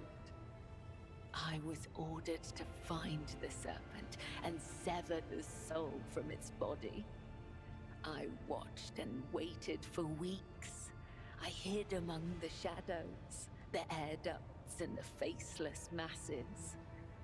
Once I found the serpent, I sliced off its head and returned to the temple.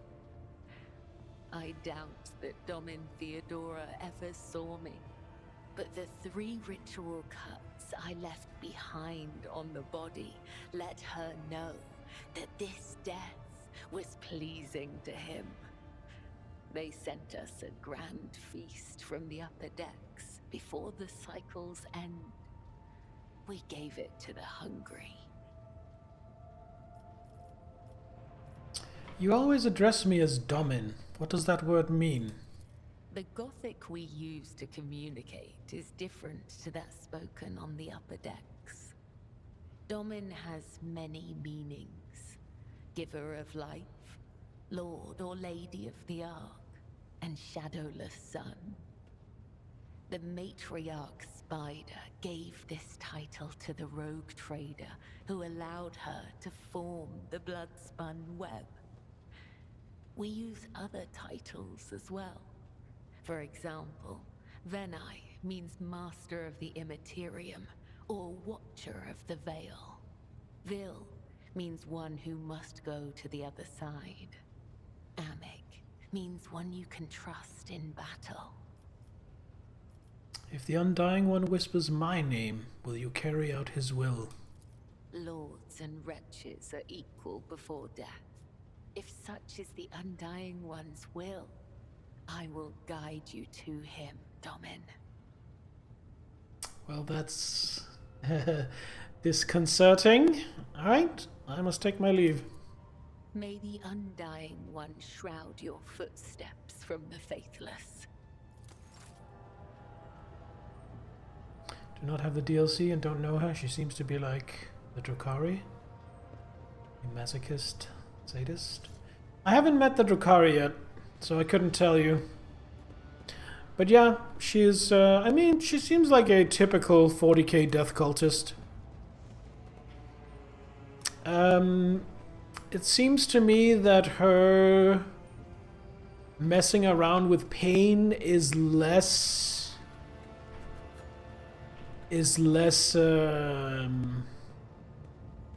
for the sake of pleasure or pain and more purely utilitarian, to kind of inure herself to pain. She tortures herself not because she enjoys it, but to make herself used to pain so pain doesn't become a weakness, and then that over generations has taken on a ritual aspect.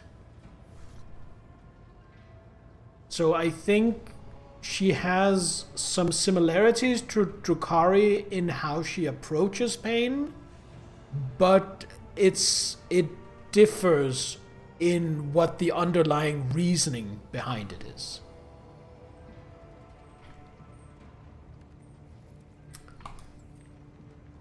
Anyway, I want to show off my progress for today.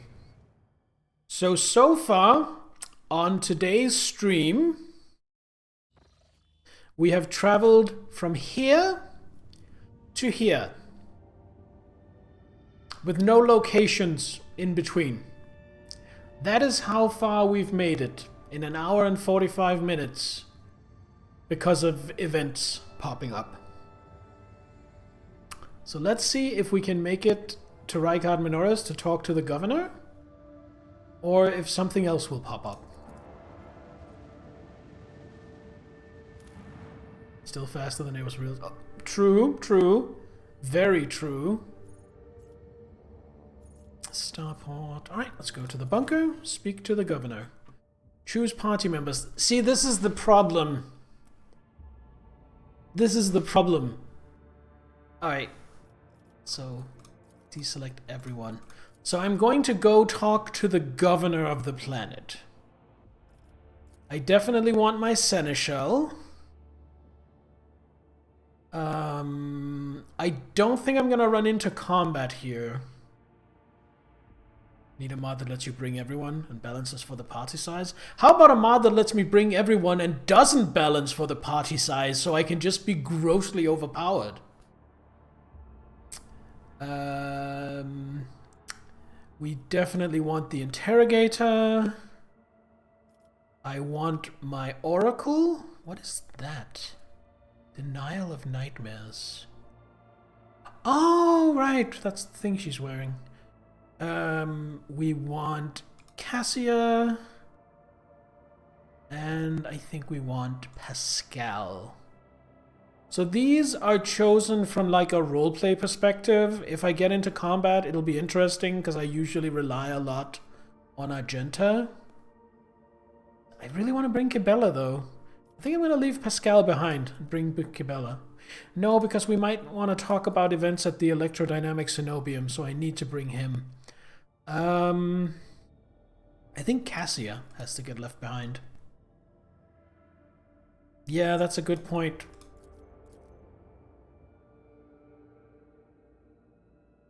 I think Heinrichs gets left behind for this one.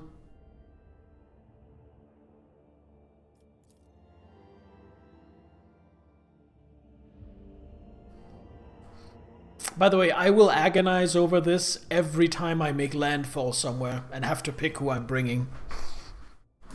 Because I like all of them.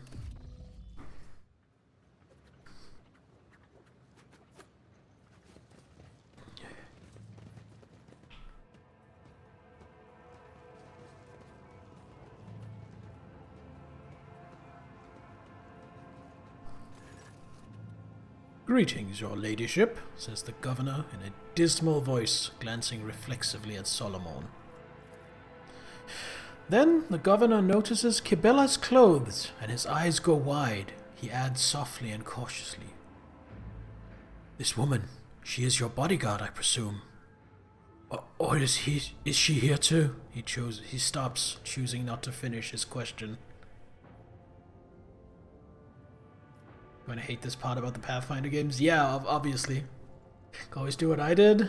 Ended up with less party members. No, I want all of them. It was always an issue in Mass Effect as well. This game reminds me a lot of Mass Effect. Even though the gameplay, of course, is vastly different. But as a role-playing game, it reminds me of Mass Effect. Except, honestly, for my money, I'm probably biased because it's 40k and I'm a 40k fan. This is like a better Mass Effect. I can't express how grateful I am for your help. Now that the insidious heretic's designs have been thwarted, nothing stands in the way of my plan or yours. With Aurora dead, the spirit of revolt is waning. Entire squads of rebels are surrendering. We are witnessing the final days of the uprising. I have already signed the order to allocate 2,000 first-class Voidfarers to you. Their transfer to your ship should begin any minute now. Yo, 5 profit factor. That is huge. I have 12. So increasing that by 5 is massive. I would also like to salute the savior of Rykad Minoris and have already given the orders for a celebration to be held in your honor. We will mark your victory with an ancient custom, the Triumph. Oh, Roman style. You will drive through the city streets accompanied by a guard of honor, as befits a heroine who has vanquished the Imperium's enemies, while your trophies will be displayed to the jubilant crowds. Let me know once you've concluded your business in this system and are ready for the Triumph to begin. Governor Medine is positively ablaze with enthusiasm. In regards to your own participation in the Triumph, Governor, you will accompany us to the starport to provide timely answers to any questions that may occur to me as I inspect the terminal there. That being said, you should appear before your subjects at least once at the end of the ceremony. Doing so will help to maintain order. There's no reason to let the people know that the world may soon be in for a change of leadership. Idira shrieks and blindly reaches for the air in front of her. She rubs her eyes nervously. Oh, for grog's sake! What the... Lord Captain, I can't see a thing. Only darkness. Pitch black darkness. Governor chuckles nervously and fidgets with his collar. Are you being facetious, ma'am? Martyr's blood. Tell me this is just a hysterical outburst on your companion's part.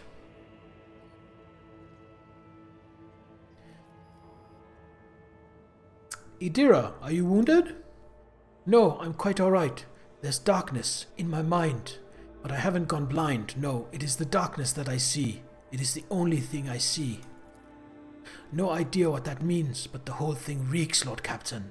I don't like the look of it in the sly... Oh! Idira stares at her hand as if she's never seen them before. It is gone. Medine breathes a sigh of relief. You have no doubt been through a lot lately, ma'am. Small wonder your vision had a dim spell with all this shooting everywhere, let alone all these maimed and maddened insurgents. It'll be all right. The festivities will distract you, and you'll feel right as rain again. Glad to hear it. That is quite enough mad rambling and eye problems for one day. Well, I have other business in this system. Then I daren't delay you any further, your ladyship. But since we're here, let us speak to Quartz Crane. Unit Quartz Crane requests permission to negotiate trade agreements. Are you open to a commercial transaction? Yes, I am. I accept the commercial transaction. So, because I now have a higher profit factor, I can just take these. 5 frag grenades? Yes, please. A Mizoa pattern bolt pistol? Yes, please. Stabilizing braces. What do they do? When the wearer uses run and gun, they gain +1 damage on their ranged attacks. Gee, I wonder who's getting that. That is fucking amazing. And a balanced maul.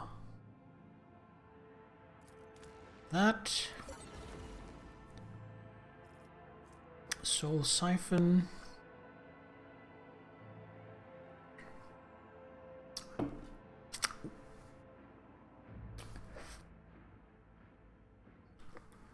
Hold on, let me just info.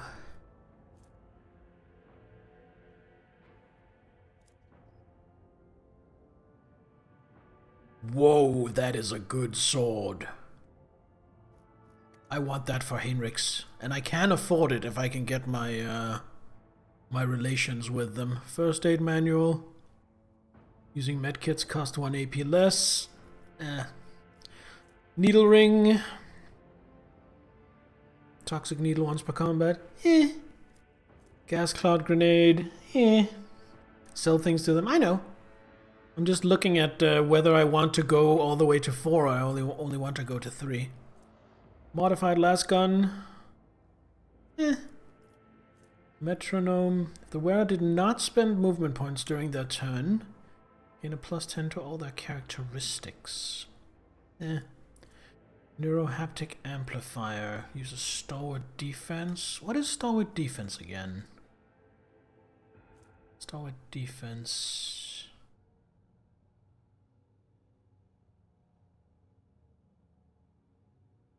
I don't think I have that ability.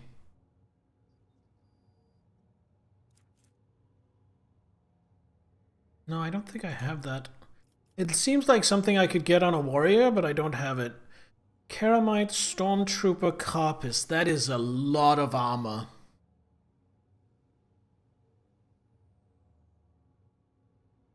Ooh, I think we're gonna go for that as well. So we want to try and get our standing with them all the way up to 4. It's worth 100. Can I sort by value? Cost. So I need... So that will take me... to 1,000. Then I need 1,500 more. I mean, that'll do it. Deflection is for ranged attacks, right? As far as I've been able to tell, deflection just subtracts from all damage.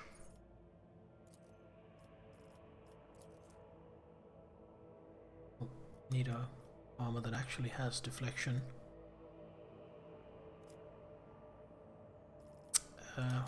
Hold on, let me just... From what I understand, first... Trading with economic factor and reputation level. Yeah, it's really cool. So these are two different ways of reducing damage. This one reduces it by a percentage. Deflection 1 just subtracts 1 from the damage.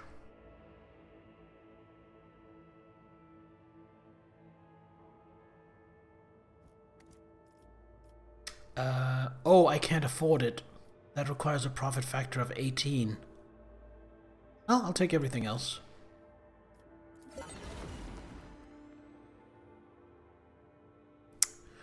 I need to increase my profit factor because I really want this armor.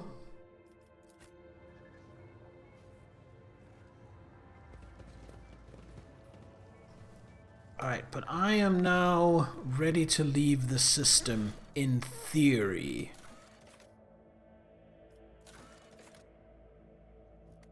However, I want to explore more things around the system before I do that. So let's return to my void ship.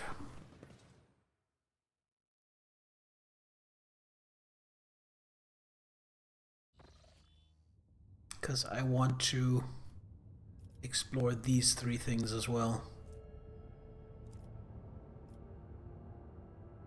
How do I go to the bridge? I forget. Oh, here we go. Void ship management and back to bridge.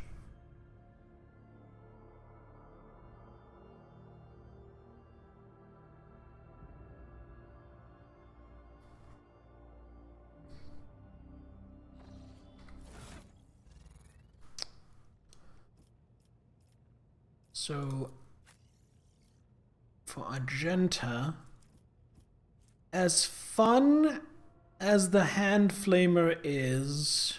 Actually, you know what?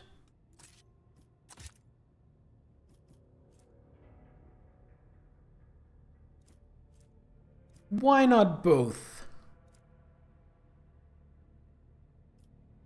Also, she definitely gets these stabilizers. That means we need to figure out who gets the sniper gloves. Critical hit chance with single shots and dead-eye shots. I have something else, right? Yeah, I have noble gloves. He doesn't do a lot of shooting. I think Pascal, but he's using operator's gloves. I'm leaning towards Pascal. Yeah, we're gonna give it to Pascal.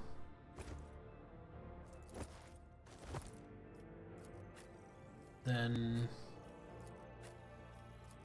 I think the operator's gloves can just go to... What are they worth?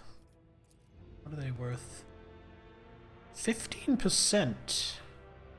Yeah, we're putting that to cargo. This regular chainsword getting added to... Hold on. Nah. That's way less damage.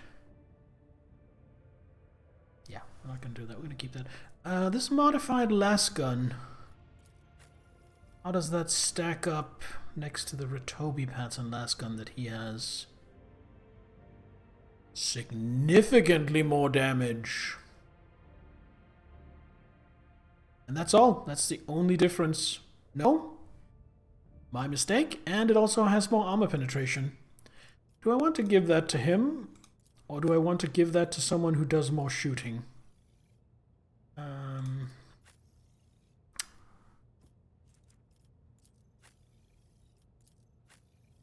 Yeah, we give that to him.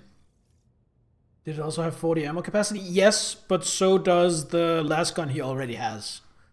So that's not a difference. That's just the same.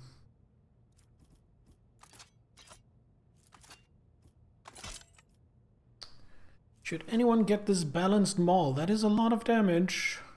I want to keep him on the chainsword because I actually want to take talents to make him better with chainswords. Just because I like chainswords. It's not as good. Do I want to give her that instead of her sword? Leaning towards giving it to her, or yeah, Mizoa pattern sword is better. Yeah, give it to her instead of her regular sword. And then her regular sword gets sent to cargo. Needle ring. Guess I'll take that. I have another slot for it. In case I get... Do not spend movement points. Who might not spend movement points? Honestly, I'm the least likely to spend movement points.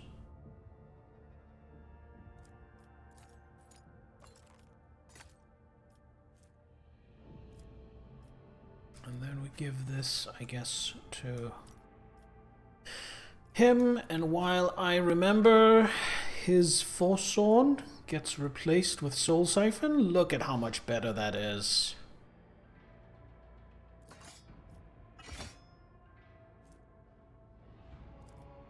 And then, you know what? Instead of that balanced maul, why doesn't she get a force sword? There we go.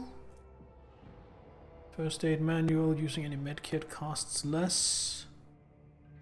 Give that, I think, to Argenta.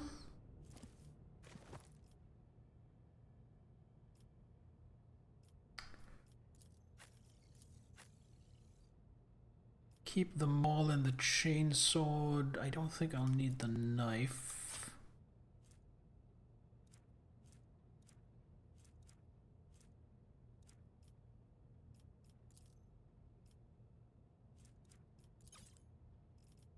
Type.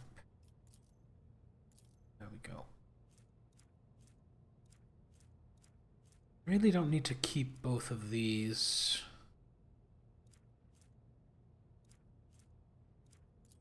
This in cargo.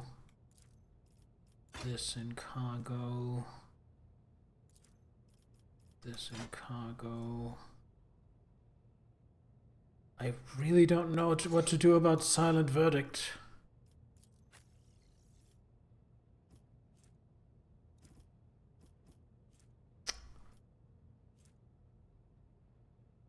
Gonna hold on to it for now. These in cargo. Split these. 2 of them in cargo. Hang on to Unfading Valor. Hang on to the arc rifle. Put these in cargo. Put this in cargo. Cargo. Hang on to the sniper rifle.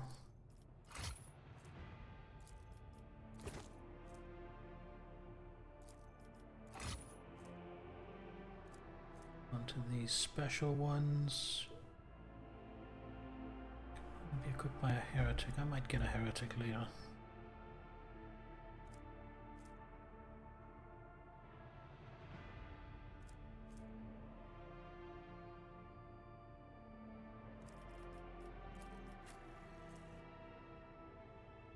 Yeah, the casing chestplate is better. Keep that.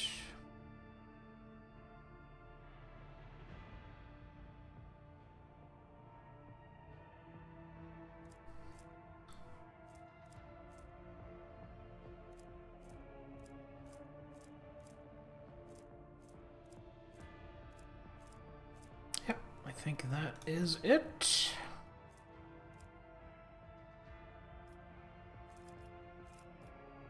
Never used las guns. 40 is nice to have. Yeah, definitely. Especially, I mean, it has a rate of fire of 4. Which is a good rate of fire, but then still being able to fire 10 full bursts. It's really nice.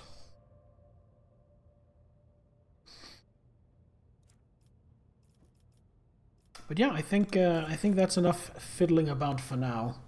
So now we save. I do believe this has quick save, right? It does. And then we want to explore the rest of the system.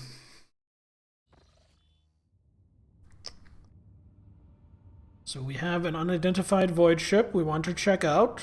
We have this planet, which I think is the prison station. And we have Rykad Majoris.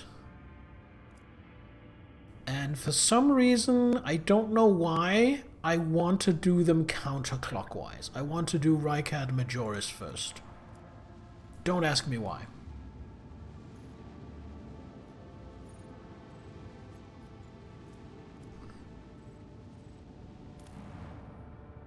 We can scan.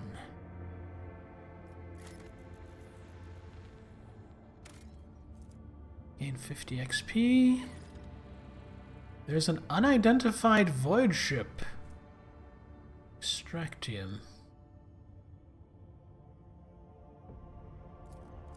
Don't have any extractiums. Oh.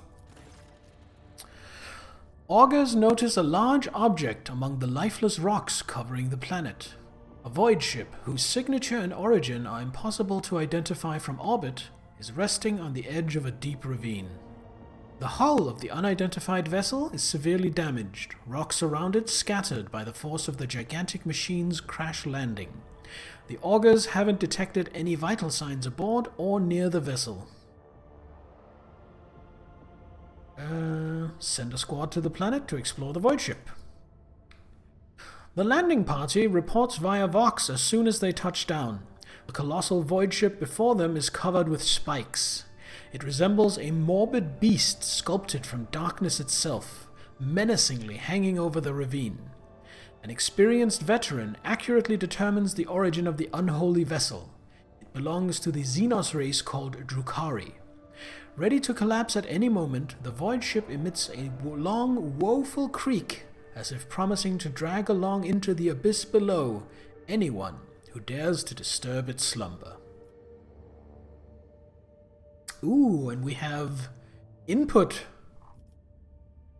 from our retinue.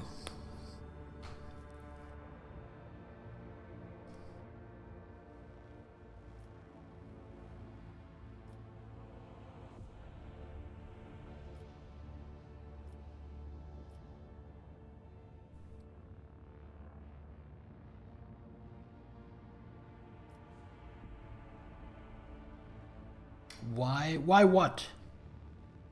Oh, why did I want to go counterclockwise? To give you something to ask about. Abelard suggests finding out what the Xenos were doing in the Rykad system. Taking heed of the Seneschal's recommendations, the rogue trader orders to send more people to the planet. After 2 watches of hard labor, the workers managed to stabilize the Drukhari void ship. The soldiers who entered the vessel were met with lifeless bodies of Xenos who had died when the void ship crashed. The void ship itself, following its abominable nature, came to life, immediately craving to sate its wicked appetite for human death. The vessel's systems have reacted to the intruders, and senselessly cruel, deadly traps have been activated on all decks. Monstrous contraptions designed to mince, rip apart, and incinerate their victims took the soldiers by surprise, but were neutralized before the squad suffered significant losses. The soldiers found several curious pieces of xenotech on the sinister void ship, but no data that could shed some light on why it came to the Rykad system. So we got assortment of Drukhari barbed needles, Drukhari shatter shards. Ooh, a venom blade. A blast pistol. They require Drukhari weapon proficiency, though. Couple of monofilament grenades. That sounds terrifying. And some experience.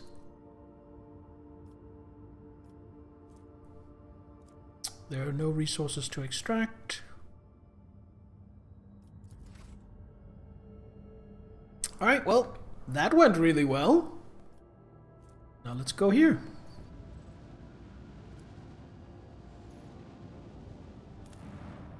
Begin scan.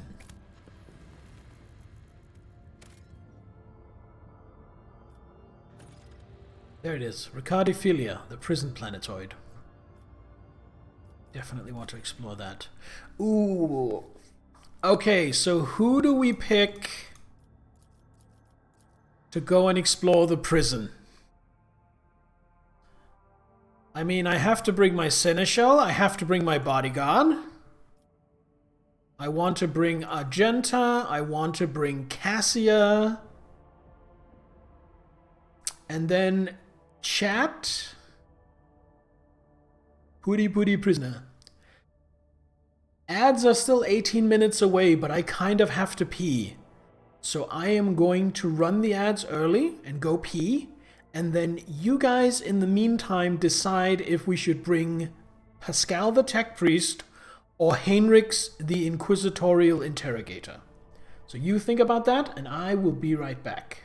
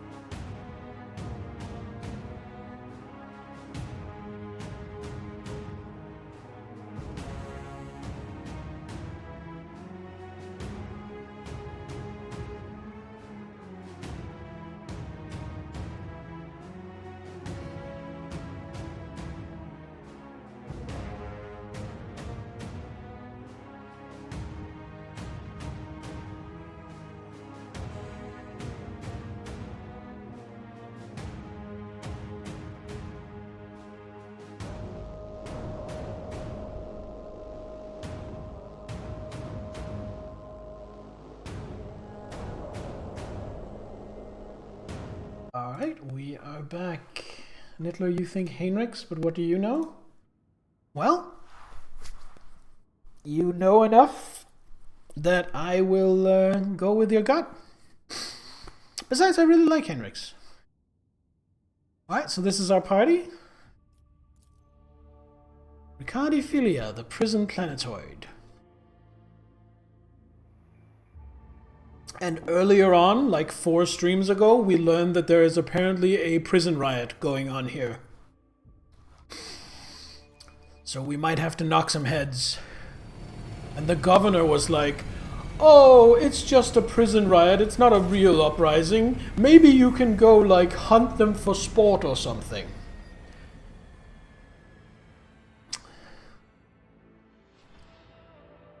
Again, this game, we play as the Imperium. The Imperium are the good guys. But at the same time, this game does not shy away from the fact that the Imperium is a deeply, horrifically fucked up place.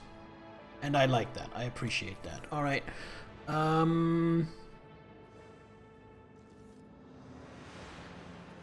No.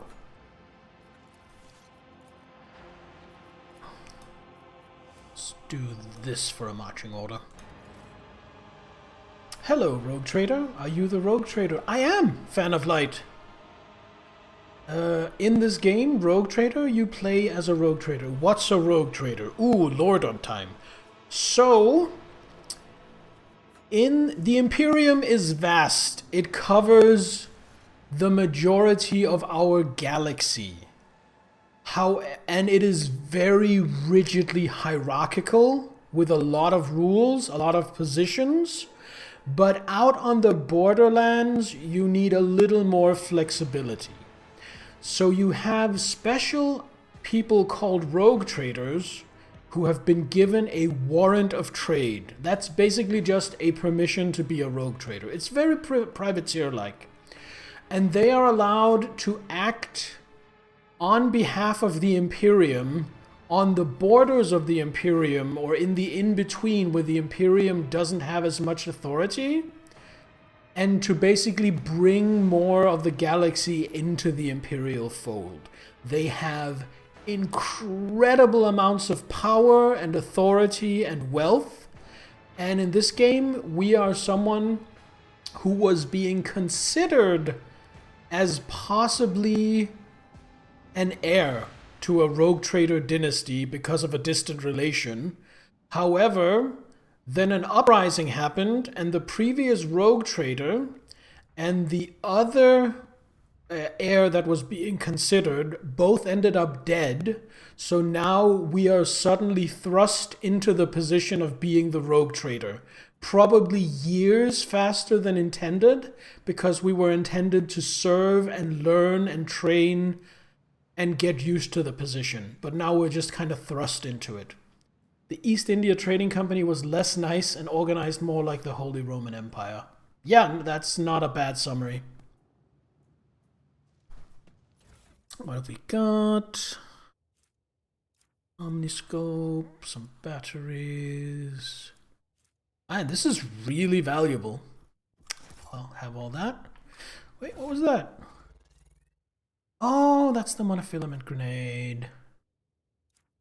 Right. Oh, well, this can just go to cargo.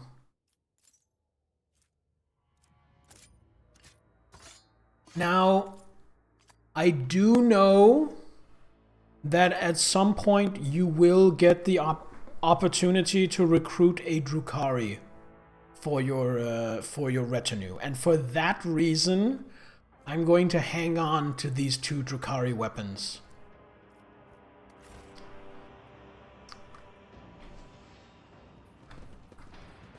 Oh, hello, pilot Rachel. We need to investigate. Come in, escort. This is Captain Vicari. Escort, please come in. You understood some of that.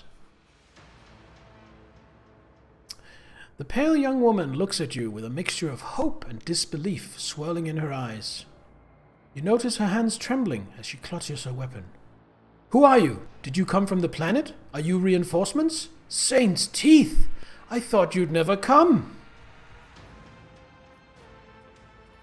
Ah, I can't have Abelard introduce me. I can have him teach this riffraff the proper way of addressing her sovereign. I'm not gonna do that. So I will simply say, I am Rogue Trader Theophania von Valancius. Now introduce yourself. At once! Captain Raquel Vicari, servant of House Winterscale and the pilot of this shuttle. It's an honor to be greeting Her Ladyship von Valancius. Tell me about this planetoid. The only settlement on Ricardiphilia is a penal colony. The prisoners work in the mines and the domed quarries. They mine sulfur, carum dust, and sand, which is then melted down. A rather nondescript place, or so it was prior to current events. Why not saints' feet? Why teeth? Because they are not degenerates. What happened here? There's been a prison riot on the planetoid. Sadly, it's being led by the prison warden himself, the Honorable Anathagon Castilia. He has allied himself with the rabble that he himself was supposed to watch, and declared Ricardiphilia to be independent of the authority of the system's lawful governor. I came here as a shuttle pilot alongside the Honorable Yvain Winterscale, son of Caligus Winterscale, rogue trader, vanquisher of Xenos, forever triumphant over the enemies of humanity. Young Lord Winterscale wished to speak to the warden personally, so he could put an end to this lawless treason. He and his escort went ahead and, I haven't been able to contact them over Vox for a very long time now. And it says very long time because I was late to arrive here? Because I did a lot of other stuff first. Cassia. Yvain Winterscale has made several diplomatic visits to Urek V on behalf of his father, rogue trader Caligus Winterscale. The Great Regent would not have granted entry to someone dishonorable, which means, whatever happened in this terrible, malodorous place, we must aid this man of noble blood. The Warden himself is spearheading the riot? Yes. No one expected this. Master Castilia is a nobleman from a respected governor house and a vassal to House Winterscale. All of a sudden, he proclaimed that Ricardiphilia was now his personal domain, that the prisoners were his subjects, and that he would never bow to anyone again. It's pure heresy! Why would young Winterscale have felt the need to parley with the dissidents? She sighs quietly.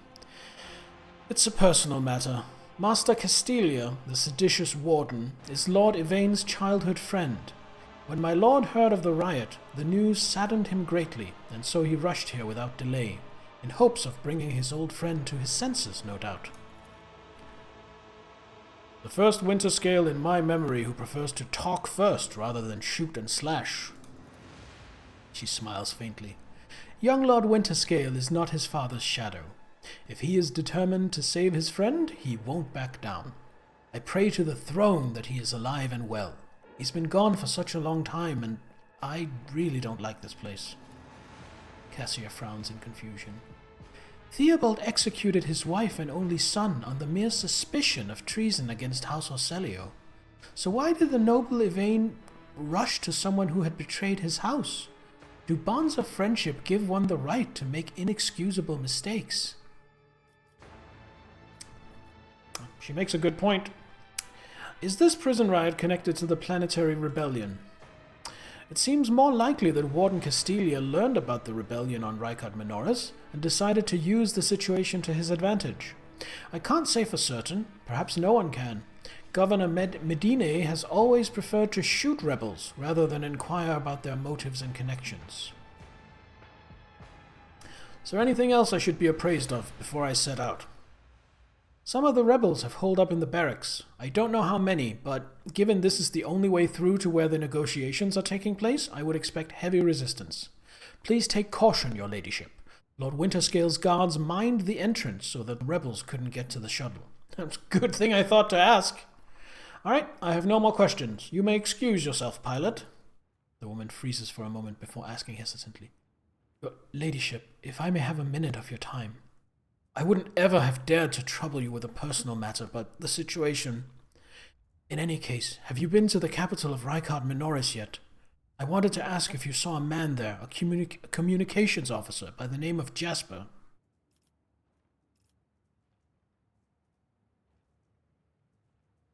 Remained disdainfully silent. You need not worry. Jasper is alive. She lets out a long sigh. You can see the relief gleaming in her eye. You can't imagine how much I needed to hear that. Thank you. She bows. You can tell by the desperation in her eyes that she is exhausted, frightened, and wishes to be off this planetoid as soon as possible.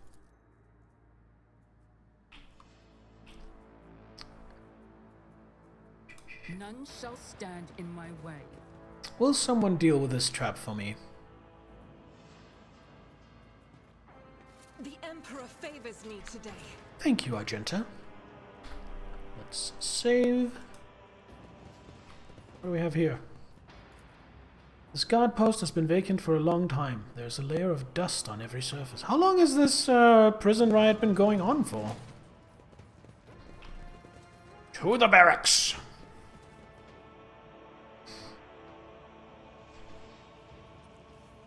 This ocular implant was a worthwhile investment. Oh, that is the best voice line for successfully spotting something I have ever heard. I'm impressed by your combat skills and conviction.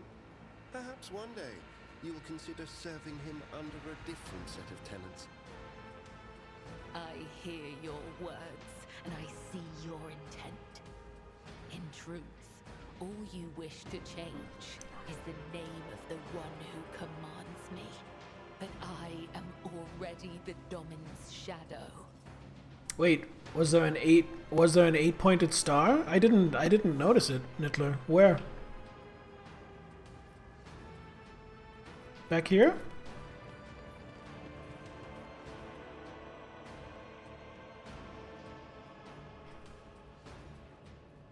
Just under where I disarmed the trap. Oh, yeah, you're right. That is definitely an 8-pointed star. You know what that means. Argenta, Join me in prayer. fire up the flamer. I won't tolerate weakness. Heresy. Literal heresy.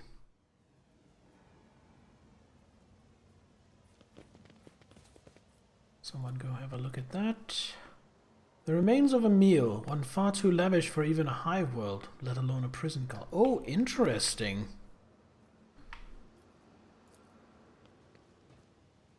Long string of names extends beneath the heading. Top quarry workers of the cycle.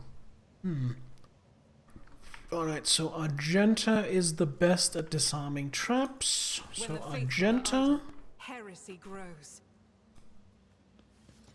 The light of terror shines for us. The light of terror shines for us.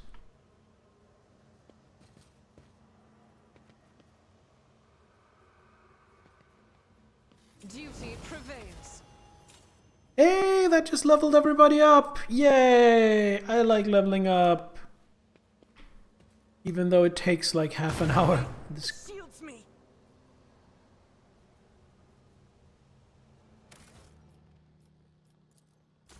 I'm gonna load. She just went the wrong way. Ran into the trap. I will not accept that. It's not even that I hadn't spotted the trap, it's just that her pathfinding deliberately took her through the trap. So I'm taking a mulligan on that.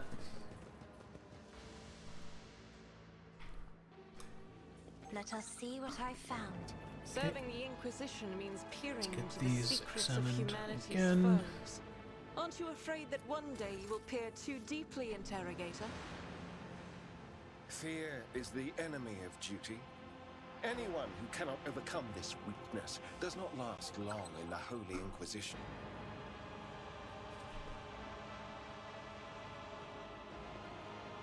Never doubt me.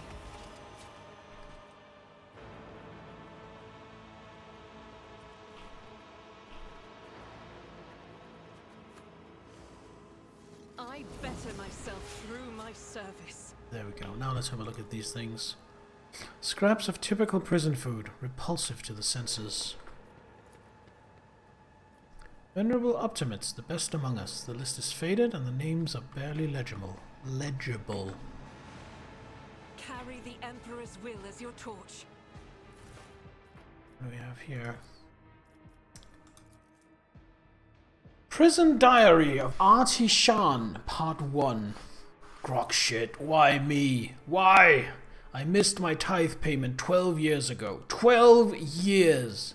The inspector's writ got lost somewhere in the bowels of the planetary administratum and was lying there this whole time. They made sure to remember to tack on the fines every month. By the time they found the blasted paper and finally informed me, the total sum was so obscene it would take 3 generations of my descendants, if I had any, to pay it off. My fate was sealed. Trial, sentence, prison, all because of some daft rotter who shoved my paper in the wrong box. To be fair, I think I got off pretty easy. My bed in the barracks is about as hard as that slab of rockcrete I've got at home. Working in the quarry isn't much tougher than my old job, and the rules? Boy, take me, that old sod that governs Rykard Minoris is a bloody sadist by comparison. It's a strange old place. I haven't been beaten once yet. The guards bark orders all the time, but they never hit us. They also got this kind of inner circle of special chosen prisons, the Optimatum they call it. If you can get in, Emperor is my witness, you get an actual day off. They let you out of your cell and into the yard by the big barracks. And I tell you what, they let you rest there and feed you better than whatever swill they're giving us in the canteen. They told me it's to improve our motivation and all that, to foster a stronger desire to reform and become a worthy servant of the Imperium once more. But I know it for what it is, just a club for the Warden's favorites. The same story as everywhere else. Suck up to the people in power and get some swanky perks. They say the whole thing was the Warden's idea. Funny man, our Warden. He looks more noble than nobility itself. Tall, groomed, teeth even, eyes burning, boots so polished you can see yourself when you move to lick 'em. But that nutter doesn't much want people licking his boots. He walks around looking like he's deep in thought, all right, with only a couple of guards at his side, and he sometimes, if you can believe it, talks to prisoners. "What's your name?" he'll ask them all quiet-like. "Why were you condemned? Do you feel remorse?" He never even yells at no one. Never orders to have him flogged. Instead, he doles out rewards to the special ones. Keeps telling us things like how we should strive to make society believe in us again. Whatever you say, Master Warden. Starting tomorrow, I'll be trying to join these optimates of yours. I'm stuck here till the day I die, and that means no return to society for me. But with the Emperor's help, I might just join the ranks of the local elite. I mean, I'm not gonna lie. I kinda like the sound of this Warden. Sounds like he's almost humane, if you can believe it. As bizarre as that sounds. I mean, it's rare for anything in the Imperium to be humane.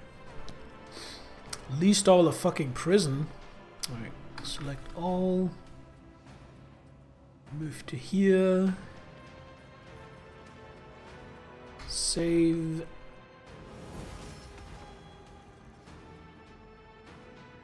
I just want to finish checking out this area before I level up. What's happening? Oh! Yes, he is an officer, voice of command. Yes, guess I should have leveled up before moving further forward. Oh well. Start the battle.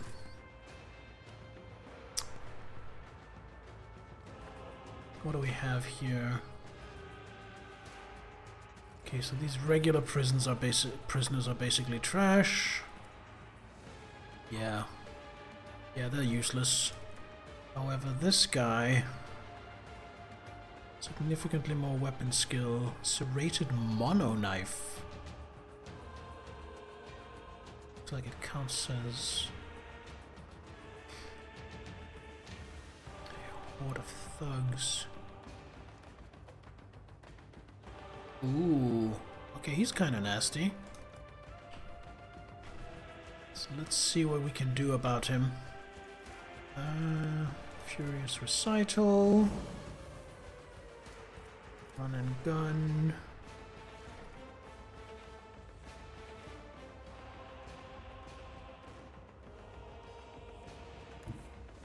Guided by faith. I'm kind of sticking her out. Oh, we have some people over here as well. Grenadier Guard. Oh dear. He has an actual force grenade and a stub revolver.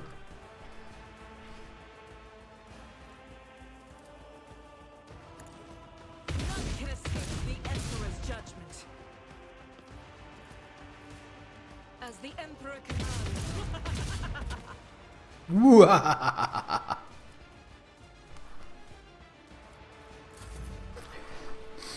Alright, Cassia. Let's see, voice of command, bring it down. Littlest Stare. Glimpse of Fate. Okay.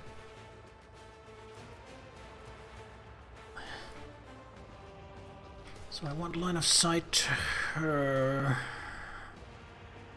Now. I am going to go up here. Emperor, give me strength. And I am going to Littlest Stare. Like I'm so. afraid not. I'm a navigator. Try to die with grace, at least. There we go. Now, can I bring it down Do on not Argenta? dare No, ask. I cannot. Yeah, I will voice of command That on is Heinrichs. foolishness. Oh, the pillar's in the way.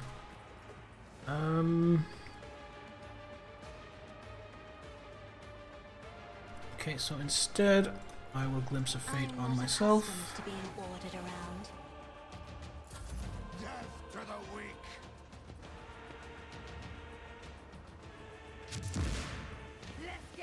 Aha! He's gonna run up and stab Argenta, but that's okay because I have... Oh, that did a lot of damage.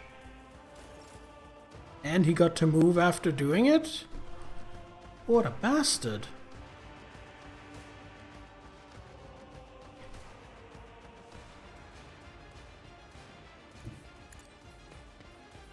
Gonna move here.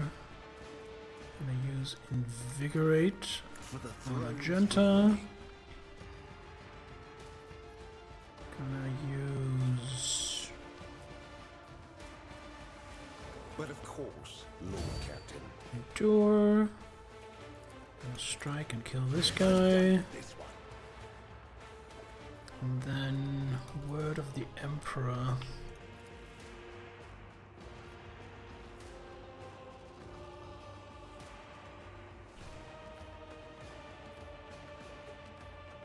Like so. I don't think Teophania got affected, but everyone else did. I serve the ruinous powers.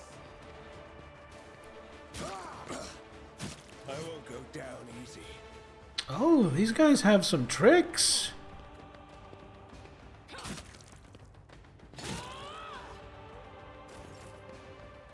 Okay.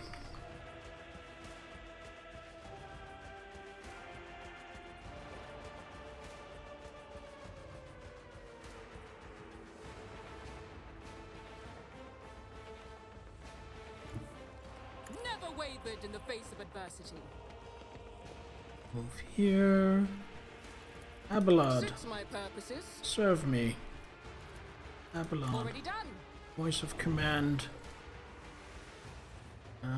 Bring it down. Not a problem. Abelard. I'm a member.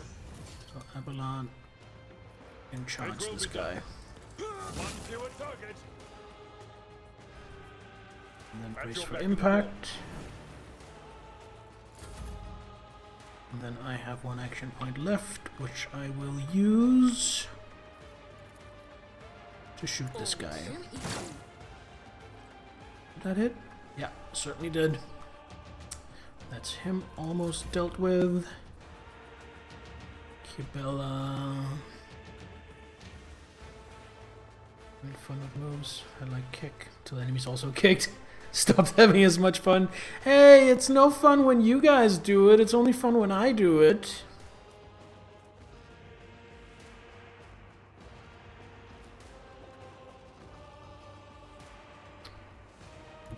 Death comes in Bella moves silence. here. And then Kibella death from above to here. And then don't have any charges. Can't do another death from above.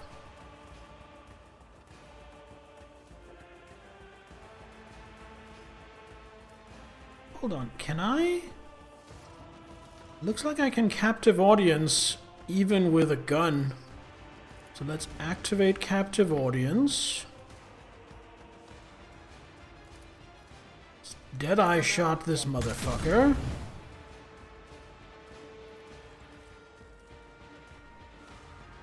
Single target melee attack.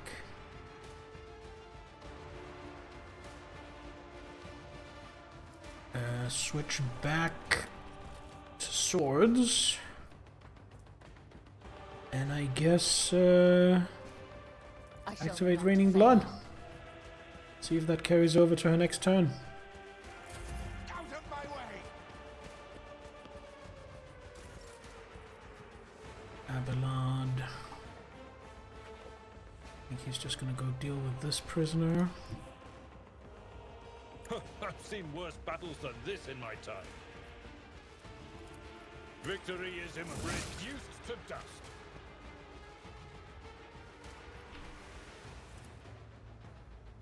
At your beck and Go call. over here and block the door.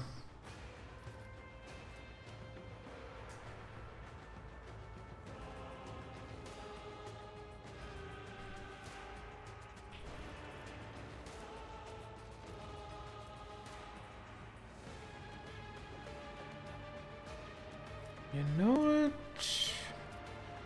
Open door, I think. That's the smartest thing for me to do. Abelard, introduce me. Deadly toilet paper, hello, welcome to the stream. Death to non-believers! My ears are ringing. Ah! Alright, Argenta. How much ammo do I have left? 8 out of 14, so plenty.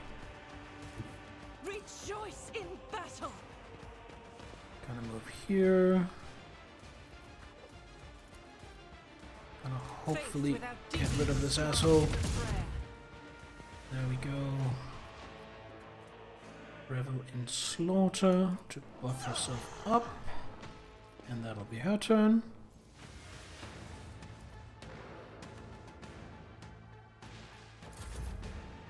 Slow motion multi-attack is also cool. Yes.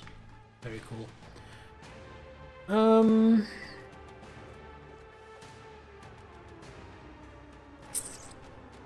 I happy with her being here? You know what? I'm gonna move to cover. And then with my scrappy auto, really a scrappy auto pistol? 24.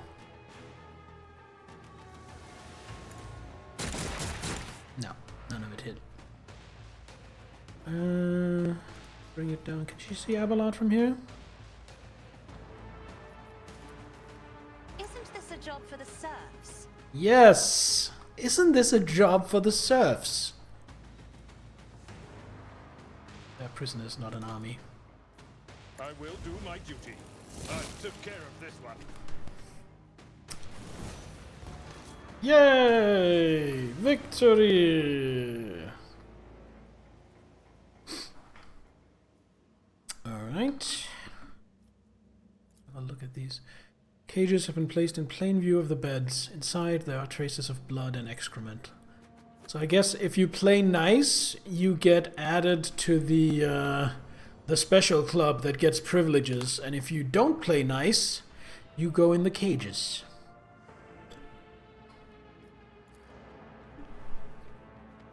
Inspect the poster. The grease-stained edges. Okay. Reveal the wall behind it.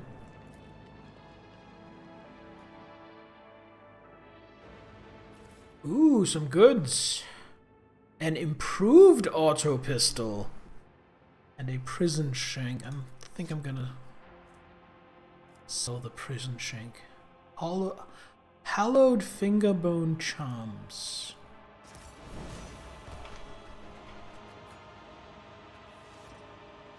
Both these guys. Serrated. I'll take the serrated mono knife.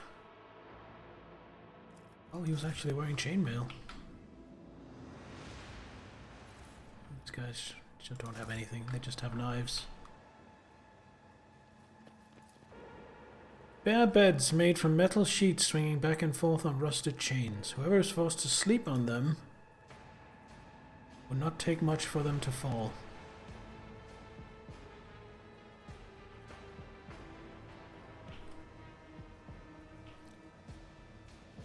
Victory awaits.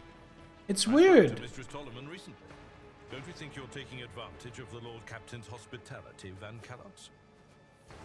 I assume you're referring to the small request I submitted to Vigdis. If so, then no. I'm not taking advantage. The matter is closed. Ooh, intriguing. It's weird because that prisoner's diary made it seem like this was unusually nice for a prison, but these barracks are kind of weirdly sadistic. It's giving me mixed signals. Don't need that. We'll take the force grenade though.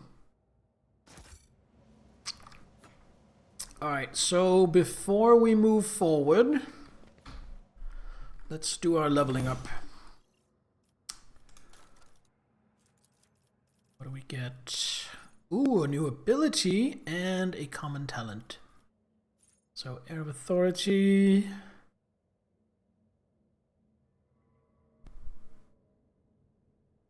Does retransmission? Oh, can be used through familiar. I don't have a familiar.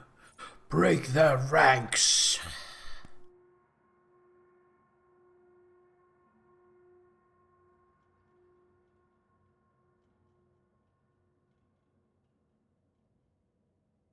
Oh, that seems good. Move, move, move. Going to get a headache? Alright, Nittler, go take care of yourself, get some water, get some rest. I will see you... I'll talk to you tomorrow. Okay, and take aim. Nor cover, double the effective distance.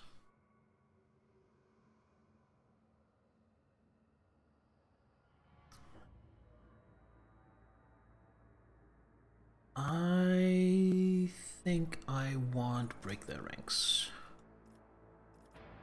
And then we want...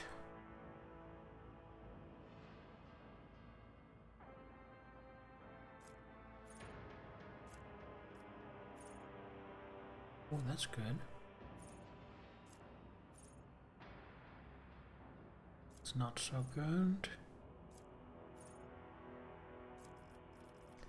Advanced skill persuasion gains plus 13 persuasion. Can reroll failed persuasion checks. That seems tempting.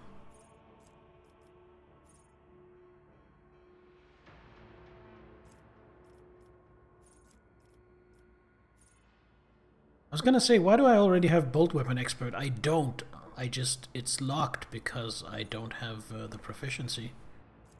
Bolter weapon proficiency. Nah. Chain weapon expert. Nah. Wait, chain weapon expert? Does that mean I already have chain weapon proficiency?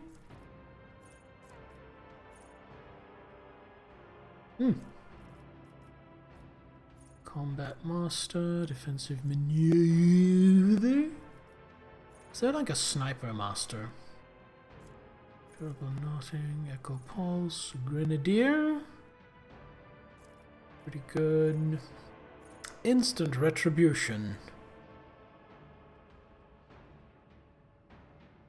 I think that's the one I already gave Abelard.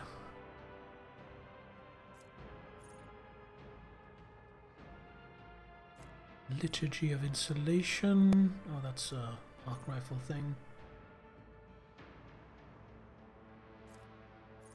Melter proficiency.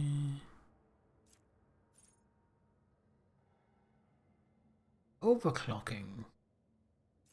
Arc rifle thing. Plasma proficiency. Tempting. Power weapon expert.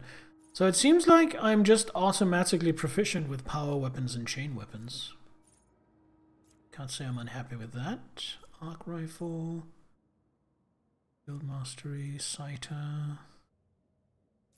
Solid projectile weapons. Swift movements. Grants 2 movement points. Maybe because of origin or class, I guess? Maybe it's an officer thing? You could be right.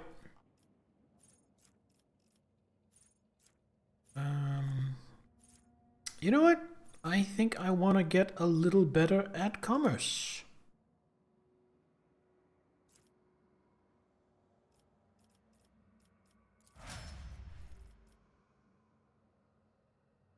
It's my commerce at a healthy 84.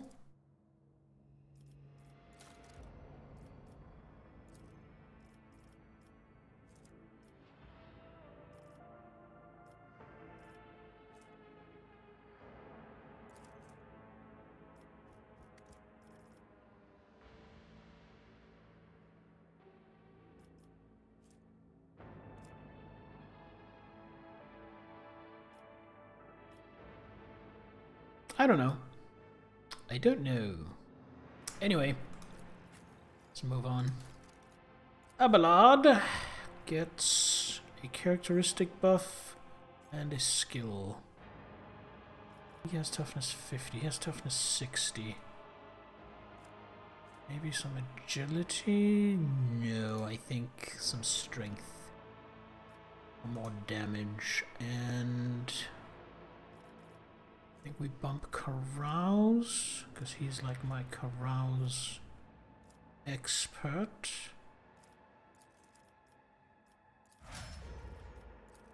Kibella.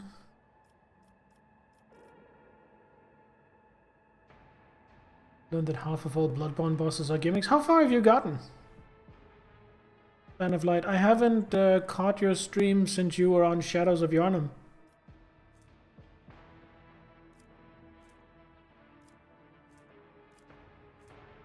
I think we do agility for more dodge.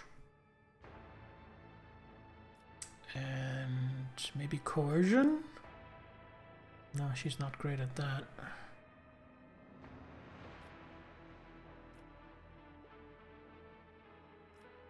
Do Medicae. It's weird for her to be my best medic, but she kinda is. Alright, soldier. Characteristic. I can't pick ballistic skill, so I am picking... It's either... Let's go agility. And a common talent. Let's get something that works with bolt weapons. Chain weapon expert. Bolt weapon expert. Bolt weapons gain plus 10% armor penetration. Yes, gimme. Cassia. It's an officer. She gets an ability. Give her get back in the fight as well, I think. Get back in the fight is too good. And common talent, we are going to do one of these navigator ones because they are insane.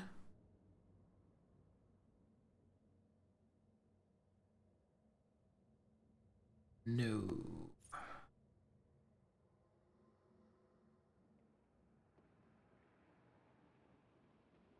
Ooh, under my protection seems good.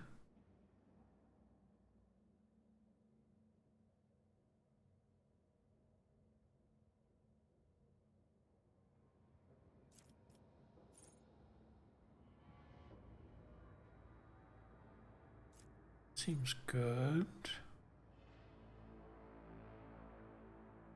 Seems nah.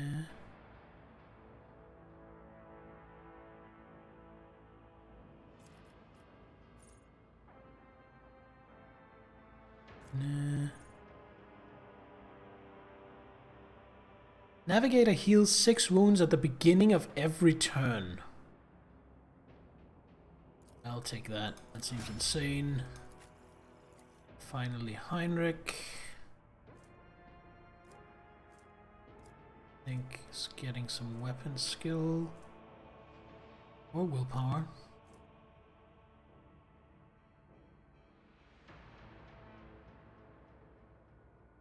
Yeah, let's go willpower. He is a psych after all. And for skills...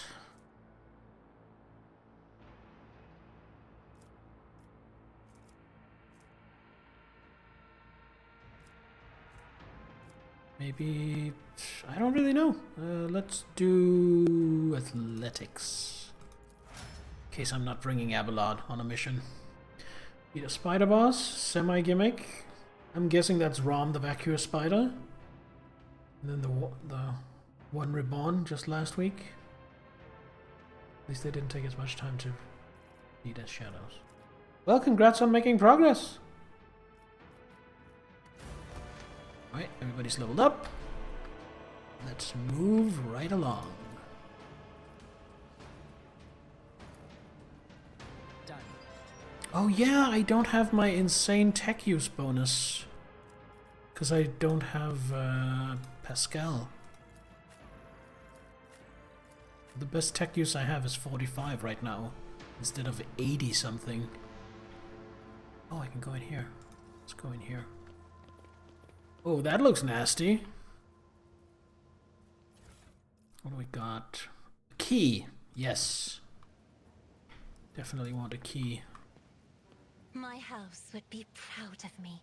Symbol before you bears a familiar scent, that of the dark forces of chaos. Oh no. Chopped up slabs of flesh have been thoroughly washed of any blood. How do I know Rom? I've seen some gameplay. I haven't played the game, but I've seen people playing the game. Rom is, I think, a very memorable boss.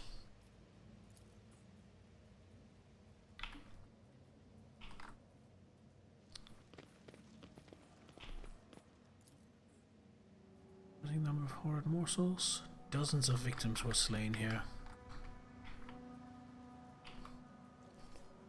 I'll lay claim to the stars. Let's go to the main level.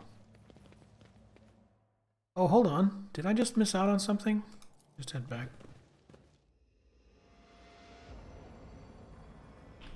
Yeah, I never checked out in here. I rise to the occasion. I rise to the occasion. Oh, shit! My brethren, the dawn is nigh. The Optimates will guide us to a new existence. Uh-oh. Yes, yes, dear brethren. Have a taste of my steel. Oh, how I've longed for this, my dear brethren.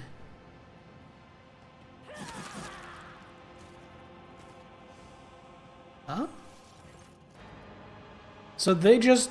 Oh! I see. So they betrayed the other prisoners. Thank the throne. Normal-looking faces. We thought we were going to die here with these nutters. The old man with a gap-toothed smile drops his weapon and holds out his hand in a placating gesture. Please don't shoot us, your nobleness. Let us speak a word. Well, this is a welcome change. Talking before shooting. Still, Lord Captain, the look of this ragtag bunch hardly inspires trust. Give me a reason not to execute you on the spot. Here's the deal.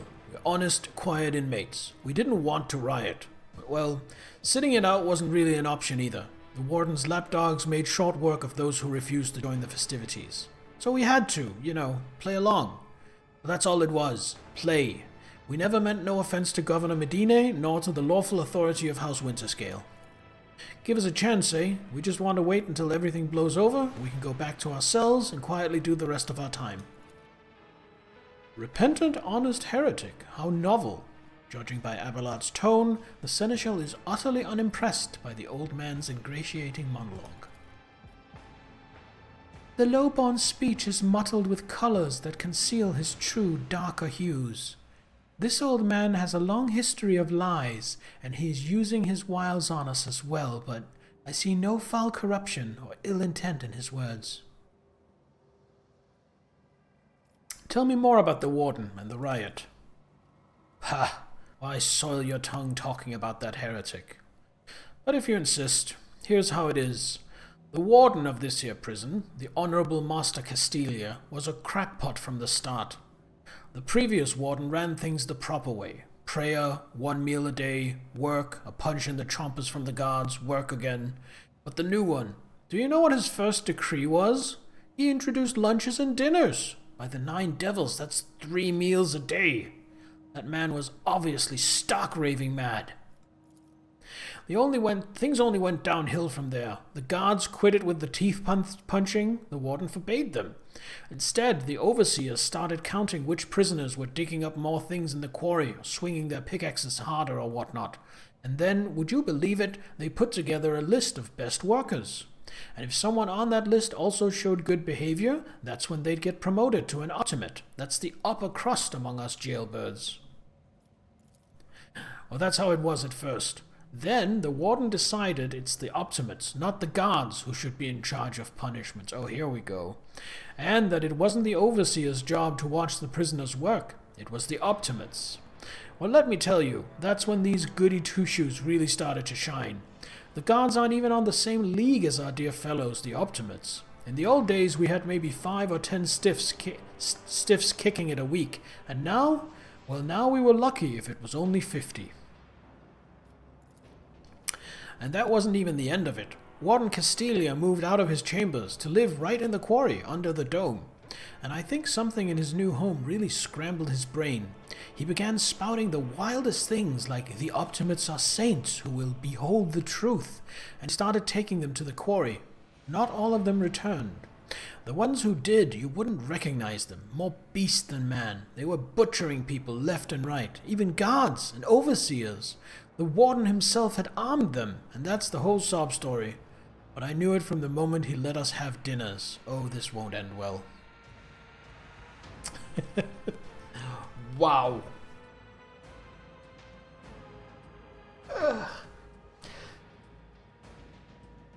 You know what? At first, it sounded good, treating the prisoners more humanely. But clearly that was only a stepping stone towards a more sinister goal. Very well, I shall spare you. Oh, that's so great to hear, your nobleness. Just great. Now, there's a true aristocrat, not that warden creep. Now then, your nobleness, where was I? If you're ever on Footfall Station, there's this district there, the Shadow Quarters. It's called that because it's located behind the statue of our holiest emperor. I've known folks who called it something else, also on account of it being behind the statue. Don't repeat their mistakes, I tell you. Reverend Hieronymus wasted no time finding and burning them all. Forgive an old man for getting distracted. So, Footfall, the Shadow Quarters. There's a bar there, built into the remains of an old ship, and in that bar, in the back room, a certain Rizza does her business. Tell her Grandpa Bakval says hello. You'll be her favorite client in the blink of an eye. There we are. Well, your nobleness, we'll be going for now if you don't mind. Heinrichs lets out a sigh of disappointment. Old Rizza, the most well-known fence on Footfall. I was hoping to hear a new name.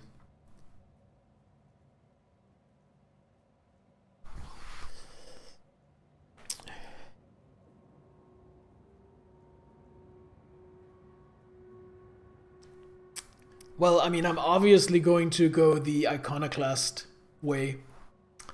I shall not leave you here to die at the hands of the warden's henchmen. Go, tell my pilot that it is the Lord Captain's order that you be sent to my ship. You will join my ship's crew. You have my personal pardon as a rogue trader. Thanks. We are most graceful, your nobleman. The old man glances at you somewhat skeptically, but smiles and leaves. Ooh, a deep bow, too. Man, I'm glad I came back and went in here as well. Clumps of dust, but no trace of weapons or gear. The storage has not been used in quite some time. Did these guys have anything other than just knives? Yeah, these must have been Optimates. They were actually armed with auto pistols. Send those to cargo.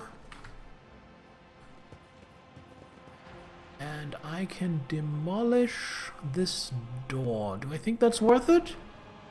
Actually, yes, I do. Blam! Oh, that is a different entrance to the main level? Oh, hello now. I did fine. Don't want the axe. All of this. None of this is terribly valuable. Oh, actually, these fishing cores are really valuable. As are the omniscopes. Okay, good haul. I'm surprised there's nothing on the table. The shadows reveal their secrets. Ooh, someone discovered goods here. A diviner's staff can only be used by a divination psyker. Gains the consign ability. Have a look here. Can do it. The next hit against the target will be an automatic critical hit. I am almost completely convinced that Idira is a diviner, so I can give this to her. Heroic act. The next attack against every enemy in combat. Holy shit. and it gives 5 willpower, and it gives 5 perception. Yeah, we're taking that. What else do we got? Gas cloud grenade and a medkit. Beautiful. Ooh, and some really valuable. Nice. What we got here? Foe hammer. And a saturated cape. And some more force grenades. Alright. I think that foe hammer, I might actually equip that.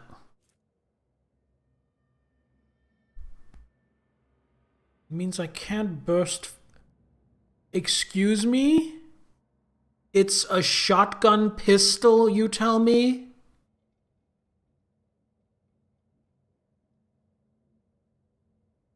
Oh, but that's beautiful because if I'm at longer range, I will want to use my long lass anyway. Oh my. Yes, please. Does anyone get this well-maintained stub revolver then? Actually, Cassia, didn't she have a shitty, scrappy auto pistol? Yeah. Can have this instead. This can go to cargo. This cape, is he wearing a cape? He's not wearing a cape. He gets the saturated cape. Fuck! Those were some really good, I don't even know why I took this mono knife. I don't think anyone's gonna get any use out of it, but now I have it. Save.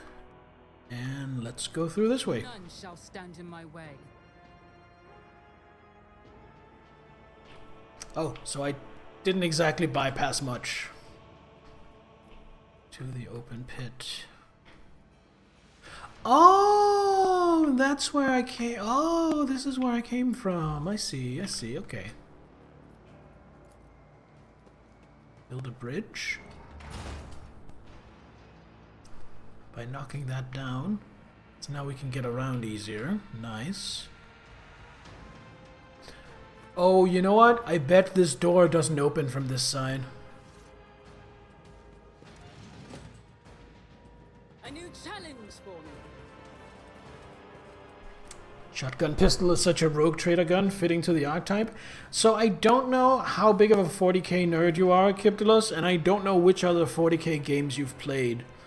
But in Darktide, which is kind of Vermintide in 40k, which means it's kind of Left 4 Dead in 40k, there is an arbitrator, basically a cop, and one of his weapons is a riot shield and a shotgun pistol, and it is so much fun to use. It's about time. Only online memes. Love the lore. Watching lore videos. Corpse in a uniform decorated with the Winterscale coat of arms. Oh, that would be the young Lord Winterscale's bodyguards. Dead guard did not even have time to draw a weapon. The attack must have come as a surprise. Alright, let's head down into the pit.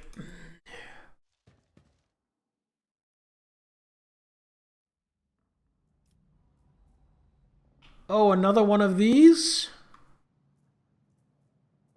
Well, then it's definitely the cult of the Final Dawn we're dealing with.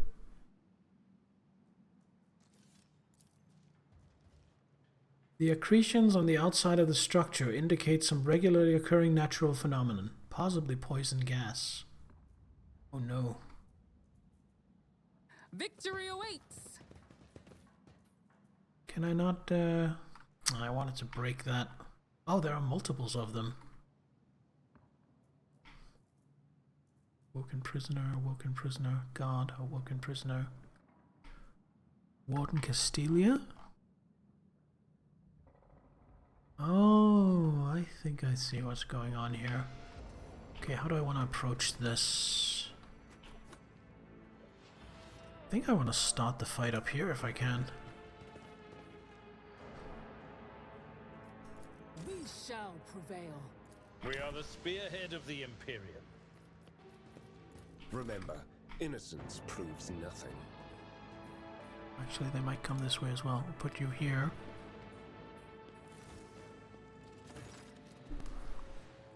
I told you, Evie, they are hiding so much from us. Arrogant mentors, holy brothers and sisters. What have they ever given us? Nothing but a pile of fibs and useless admonitions. The voice of the man standing with his back to you sounds almost soft. Heedless of everything but what is in front of him, he leans over a prisoner, dressed in expensive clothing. But Aurora, she is different. She spoke with me like no one ever had before. She revealed the truth to me, and now I can reveal it to you, if you just stop struggling for 1 minute. What? The man finally realizes he's not alone and turns to you. He is clutching a long, thin metallic rod with blood dripping off it. We have guests? From the Von Valancius ship, I would wager. Evie, my dear, you will have to wait. Do not faint, I beg of you. It is important that you feel everything, including your other eye. The warden's words are suddenly drowned out by a chorus of voices in your head. The entity that still dwells in the recesses of your mind rejoices in a cacophony of cries. This place, it holds great significance for the entity. In the frantic chanting of the voices, you can almost make out words that speak of an ancient grave, one that was opened, for it contained a priceless treasure, a most coveted prize that was retrieved by the faithful after a centuries-long search. Such dreadful shades, Cassia recoils and covers her mouth. The colors of this place, they are putrescent to the core. And these people, their colors are oozing with madness and despair, pain and doom. The interrogator surveys the quarry and the warden. This place was corrupted to its core long ago. Keep your weapons close, Lord Captain.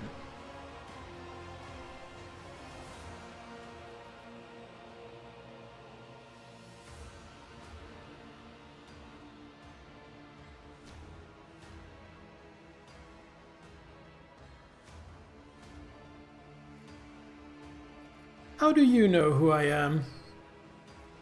Lies have many faces, but there is only one truth, and it has been laid bare before me. I knew the enemy of the truth would come here sooner or later. Step away from the hostage, at once. The warden sneers and glances at the maimed young man. Hostage? How rude! Young Winterscale is my guest and dearest friend. He came here himself to visit his old acquaintance and have a heartfelt talk, and I am merely showing him some appropriate hospitality to commemorate our reunion. As if echoing his words, Yvain lets out a weak moan. How dare you, contemptible peasant! For every drop of noble blood you spill, you will pay 100-fold more. Cassia turns to you for support with an expression that is equal parts indignant and frightened. Heinrich grits his teeth. Boy's still alive. If we want him to stay that way, we should hurry. Abelard shakes his head somberly. That poor fool. I knew nothing good would come of this naive attempt at negotiating with heretics. However, Yvain appears to still be alive. If we make haste, we might yet save him. Having a scion of House Winterscale in your debt would certainly prove beneficial.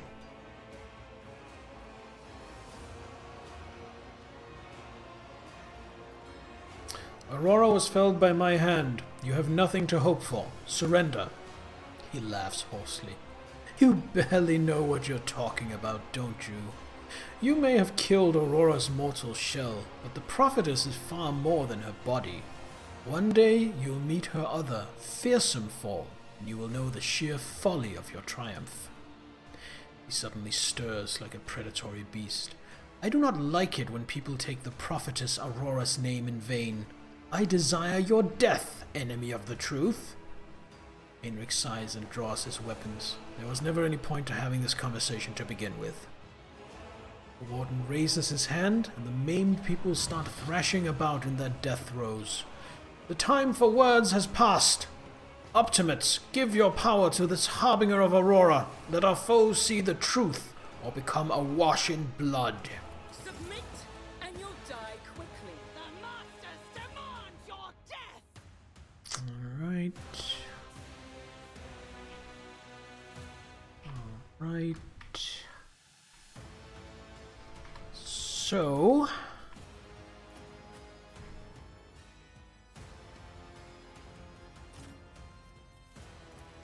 I am going for a kind of two-pronged attack here.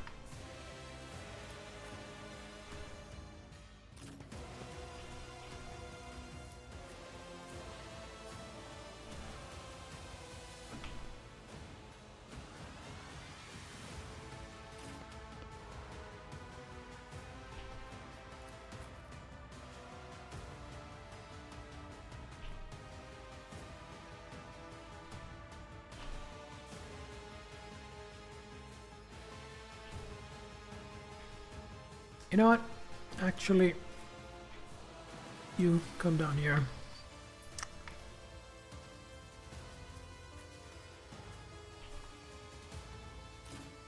Let's go straight down the barrel instead. You stay on this side. You melee contingent, just go ahead and charge in. We're gonna come down the side here and flank.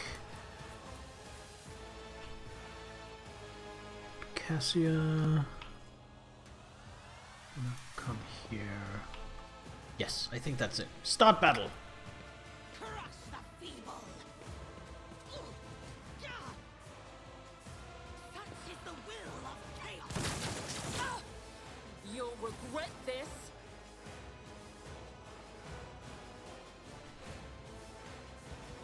Okay, Cassia.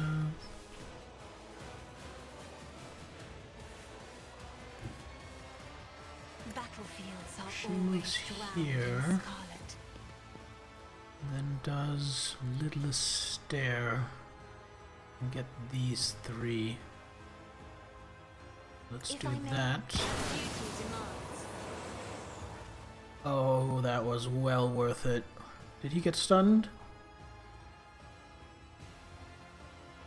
No, he doesn't have any effects.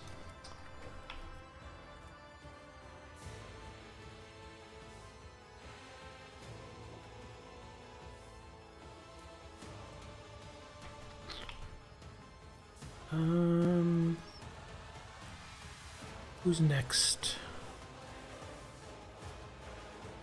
Those. Okay, so we're going to put Glimpse of Fate on Kibella and Voice of Command Me? on Kibella. If you insist, Lord Captain. Now Argenta.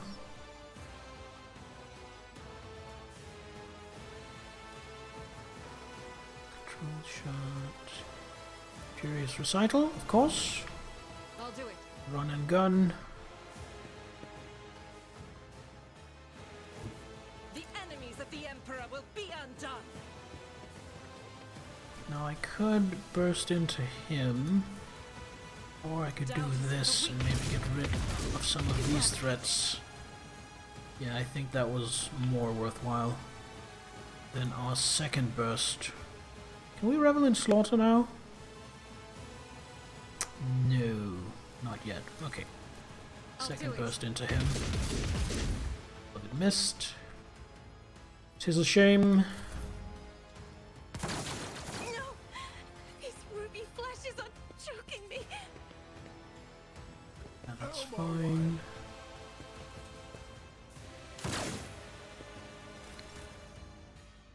Now Kibella.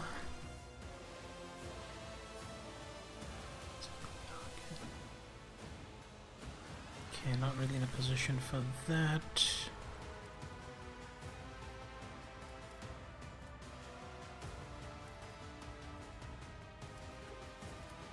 Death from above This here. goes against the tenets. Target is too far. Okay.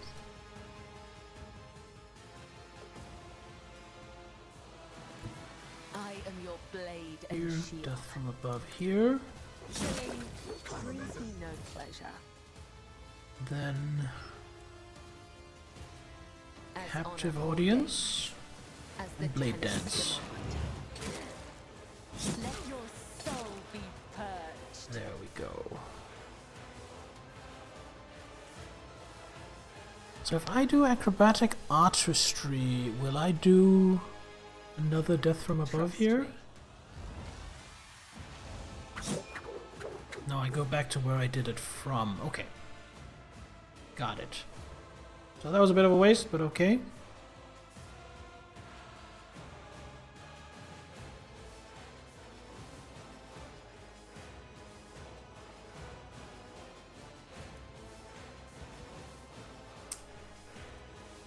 Do I want a death waltz? Yeah, you know what? Let's try it out. I would that I could. He's too far.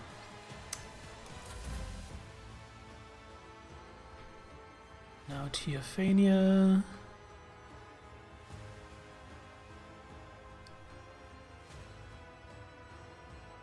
Oh, their cover has been shot out. So we are going to ask Heinrichs to serve. Voice of command on Heinrichs. And bring it down on Heinrichs. So Heinrichs has 2 action points. That is just enough to charge. Let's see to it. The Inquisition sends their regards.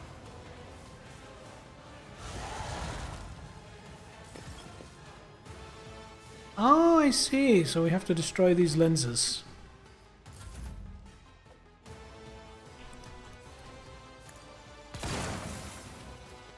Alright. So we have to destroy the lenses before we can get rid of the warden. Okay, that complicates things a little bit. Heinrichs. I think it's gonna go deal with these guards. So, let's see, here should be enough. Get me a target. Words of the Emperor. That should get everyone.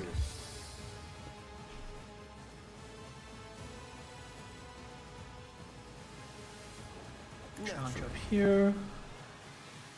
And slash this guy. Be gone.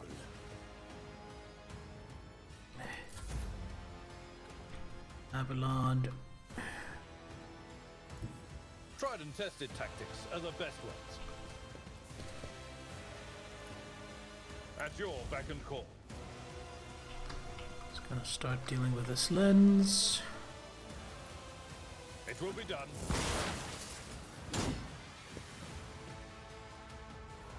And with my last action point... I mean, I might as well endure. It's not really gonna be relevant, but might as well. Cassia... How far is this? Unlimited range? Okay, Cassia, move up here into cover. The navigator is coming. Just little stare this motherfucker. Because that also hurts the lens. And then bring it down. If only that were possible. Ah, should have moved to here instead. Rookie mistake. Okay.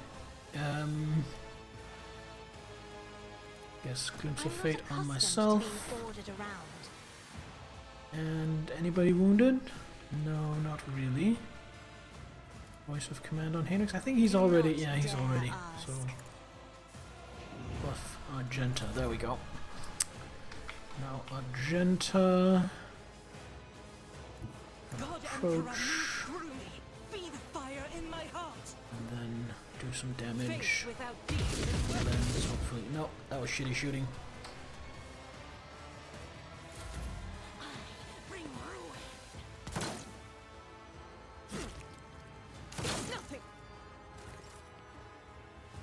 Did quite a lot of damage. Alright, Kibella. It's gonna go up and get rid of this lens.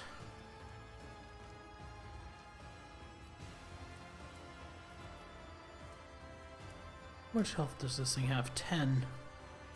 Well, this might kill and it might not. The shadow It did. Good. And then... I guess acrobatic artistry? Get back here. get back into the fight.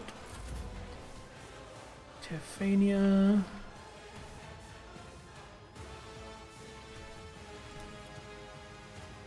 %. Let's just do that first. That missed, damn it. I don't have time for this.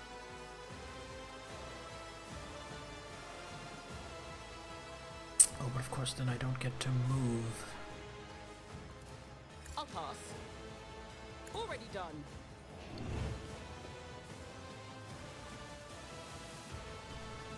Oh, can't reach.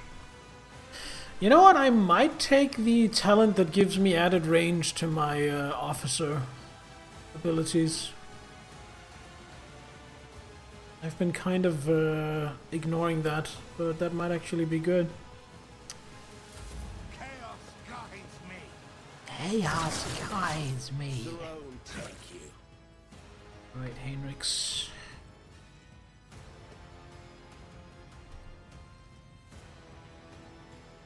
Move to The here. Emperor is on our side.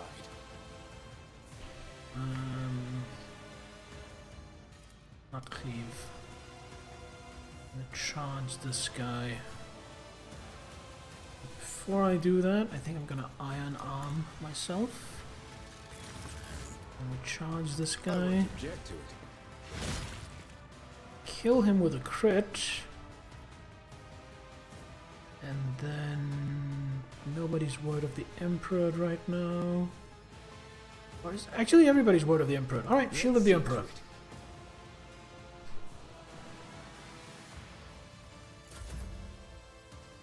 Abelard going to do his best to deal with this. I will do my duty. There we go. And then to reposition, charge down here just to get closer. Jor, and that is turn. Cassia.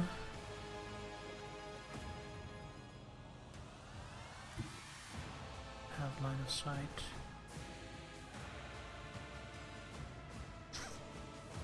Yeah, I know exactly what Cassia's doing. Lidless stare, not any, no friendly fire. Not a servitor. There we go. Isn't this a job? Magenta, can you themselves? finish this off?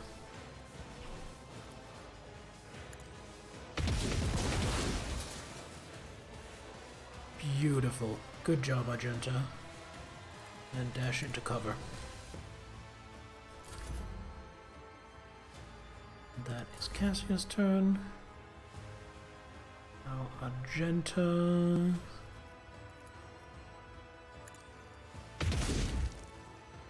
He won't be coming back because there are no lenses to reconstitute him. Oh, I completely missed that guard. Scorn the pain. I completely forgot that there was a guard up there. Well, Abelard is in a good position to try and do something about that. And I guess Kibella Dance of blades and shadows. will move up here since she has nothing to hit.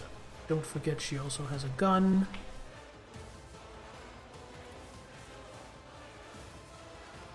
I cannot serve No you line in of this sight. way. Alright.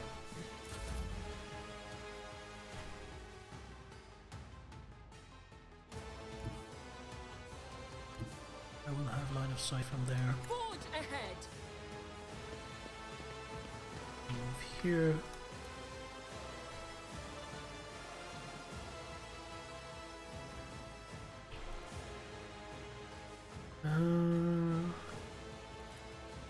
All too easy. Voice of command.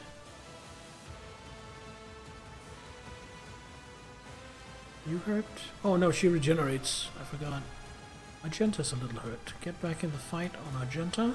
Nothing I can't do. Heal her for just a couple of hit points. Let me try to shoot this guy. Oh, did that kill? It did! Oh, that went so much better than I thought.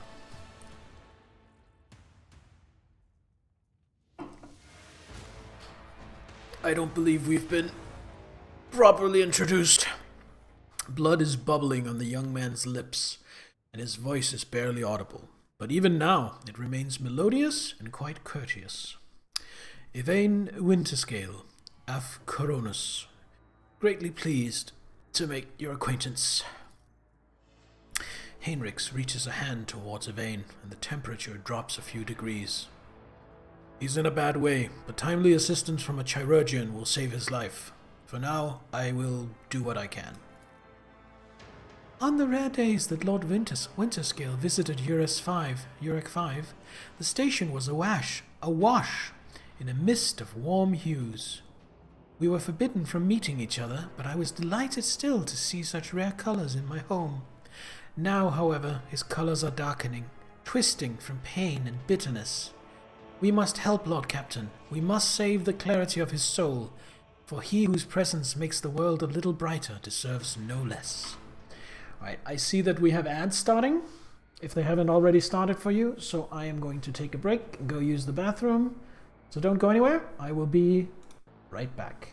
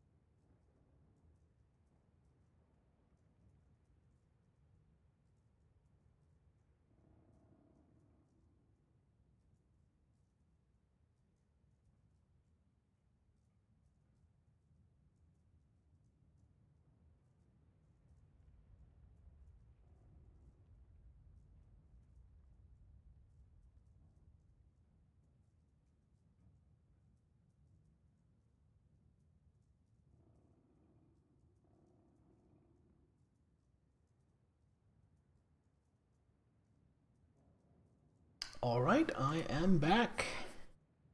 And ads are about to end as well. So let me just take a drink. Cheers.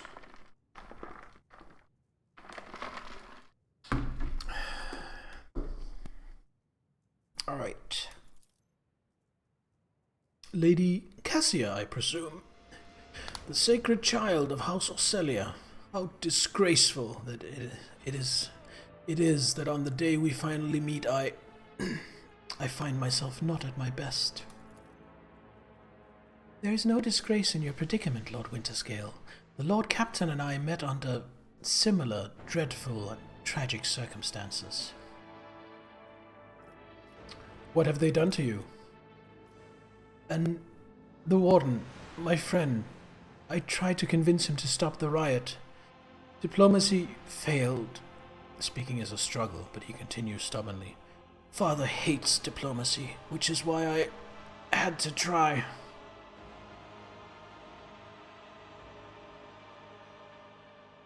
Finish him off.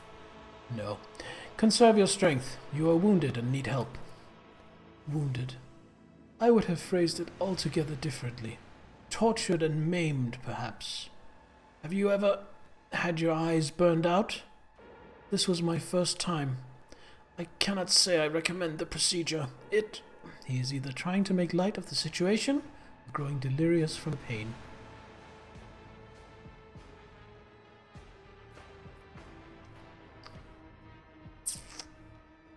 Okay, I'm a little annoyed because I would like to personally escort him to safety, but that's not an option. So I guess I'm picking 3. I must take my leave. I will see to it that assistance is provided to you and that you are escorted from here. He nods, giving in to oblivion. 3 profit factor gained? Oh, hello now. Now you're speaking my language. Your skin crawls as you approach this place. However, there does not appear to be anything of note. The mutilated man does not stir, bound in his shackles. The plaque near his head reads, Most Holy Prophet and Optimate, Artishan. Hey, that was the guy whose diary we found when we came in.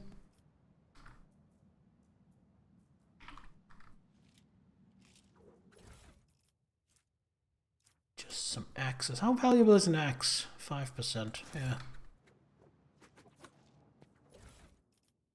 Standard stub revolver.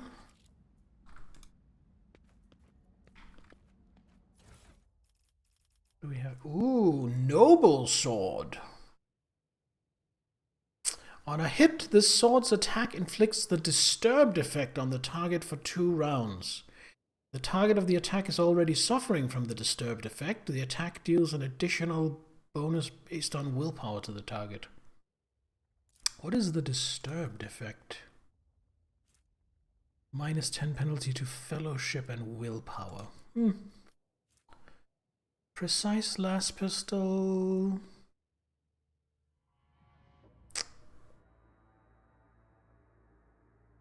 Yeah, I'll hang on to that. Proved armored body glove.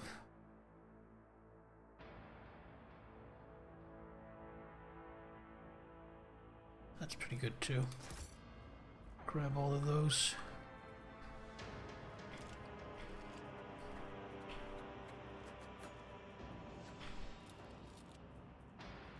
Oh, that included him. Okay, so the precise last pistol and the noble sword were his. That makes sense.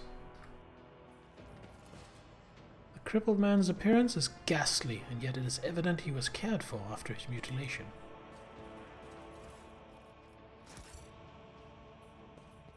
Probably just has a last gun, right?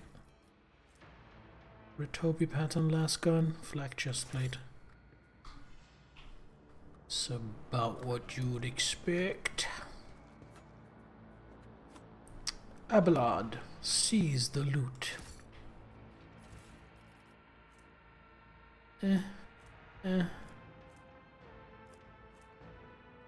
Okay, these Simulacra Imperialis are quite valuable.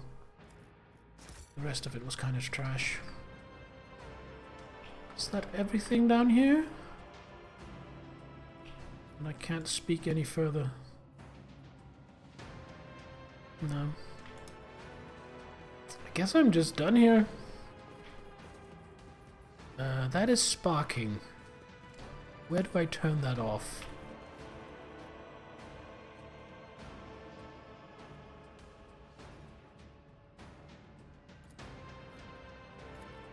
Do I just bypass it with tech use? Oh, I guess I do. Great! I do what I must. Evidence suggests the victim was killed by poison gas. Oh, could I have, like, just gassed the area and bypassed the encounter somehow? This glass-making furnace was used to melt the extracted sand into glass. Oh, maybe there was, like, some clever way I could have bypassed it. Well, that's reasonably valuable. I'll have it all, thank you very much. Force grenade, melter charge, fire grenade. Oh, that's pretty valuable.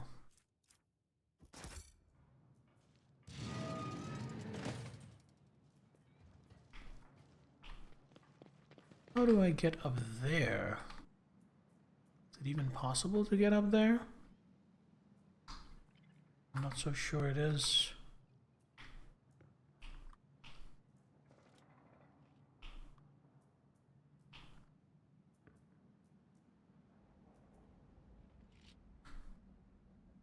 Am I completely done here?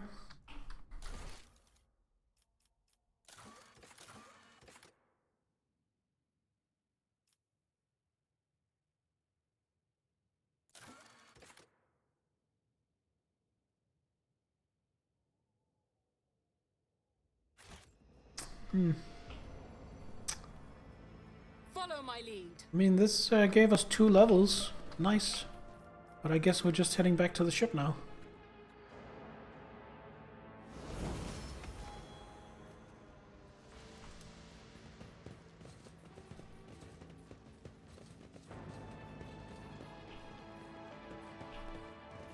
Still, we were rewarded with the profit factor. That makes me happy. I like getting paid. Which should...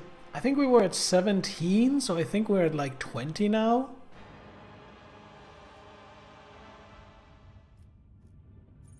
Yeah, 20. Let's do some trading. That through here.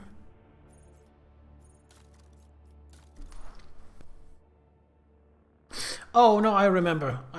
It's through... I don't remember his name, but it's through my high factotum.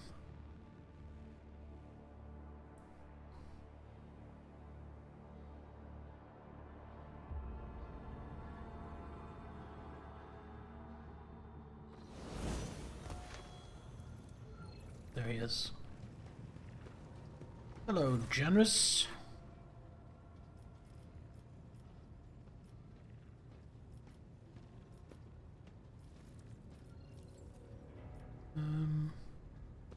I would like to order the shipping and transportation of some goods.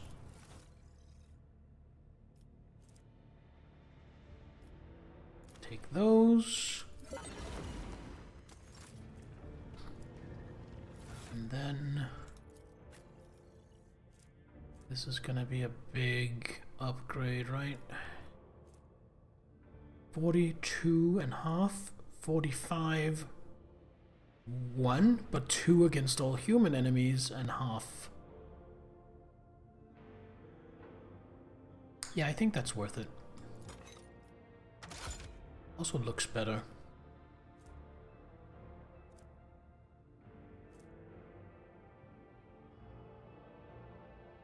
Stalwart defense. Don't think he has that. Alright, so let's level everyone up, and then I think that's going to be it for tonight. Right. Archetype, officer, we get a talent and a skill. So talent.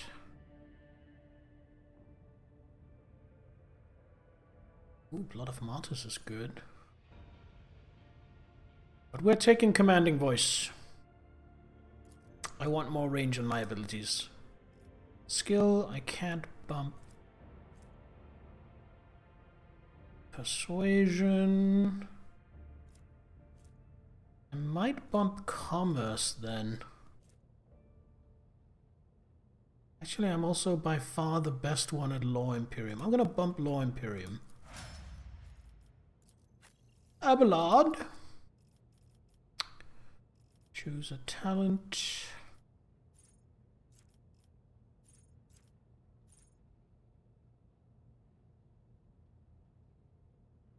In Hardened Scars seems really good.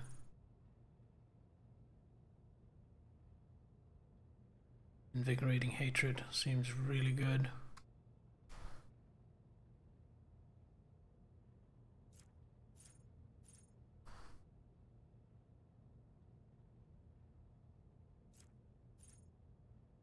Ooh, I'll take Distance on my charge as well. Coercion perhaps? No, he's kind of shit at that. I guess Medicaid, for lack of better choices. You get a common talent and a skill.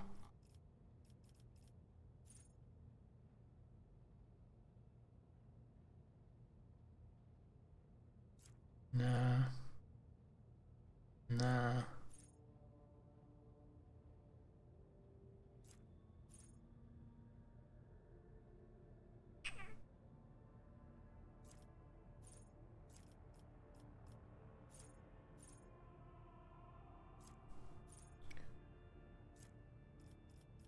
See.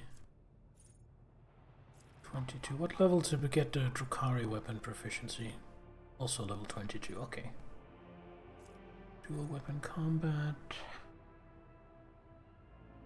That honestly might be worth it. I'm gonna take dual weapon combat. And then for skills...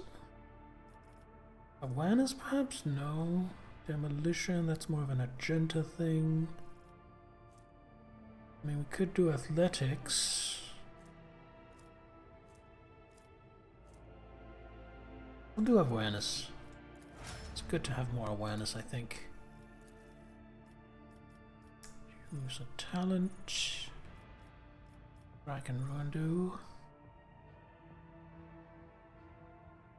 Then next attack. No, that's kind of shit. Ooh, that's really good. Take that. And then a common talent. I don't think I have anything more for bolt weapons.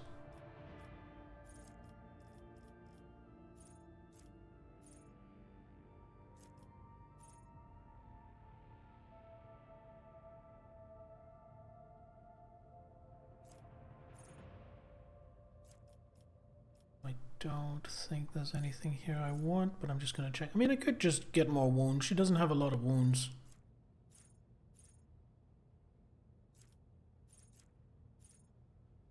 Or nimble. Plasma weapon proficiency. Sighter, that's just a Weber thing. Swift movements, +2 movement points. That honestly might also be good. I'll take the dodge though. Make her a little safer. You get a talent and a skill. So for talent, let's give her commanding voice as well. And let's make her better at... Those are kind of... I'll give her coercion. She can be my intimidator. Get a talent and a skill. So for talent...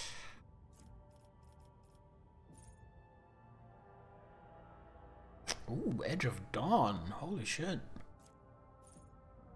Destined...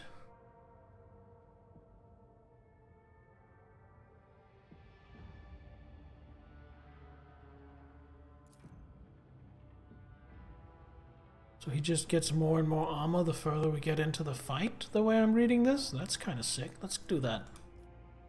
We want him to tank. And then Law Warp. Idira, before I forget, I have something for Idira, I think. Where was it? Here we go, Diviner Staff. That does mean I won't have access to Lightning Arc any longer, but I do think it's worth it. Oh god. I do think that's worth it anyway. Idira... It's 2 levels because she wasn't on the mission, and same will be the same for Pascal. So ability, joint analysis is really good. I'll take joint analysis. And for common talent...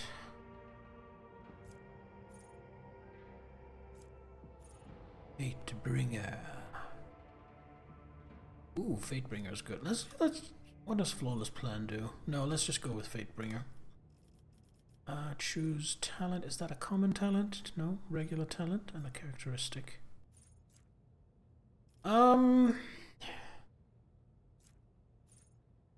Target. No.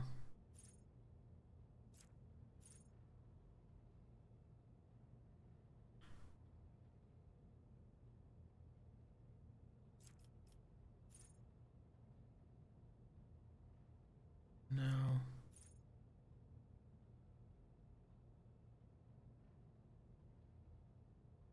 No, it's too much to ask.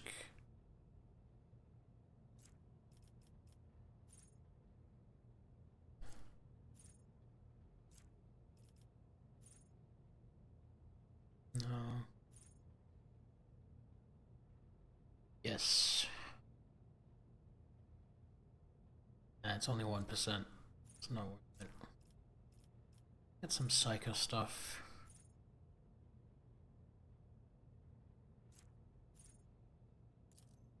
Let's do aftershock. And we can't get any more. Can't get any more willpower.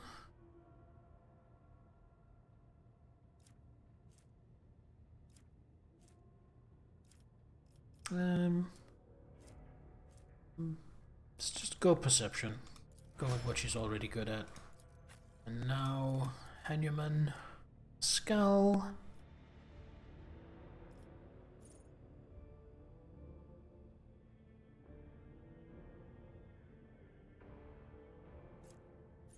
Intimidation.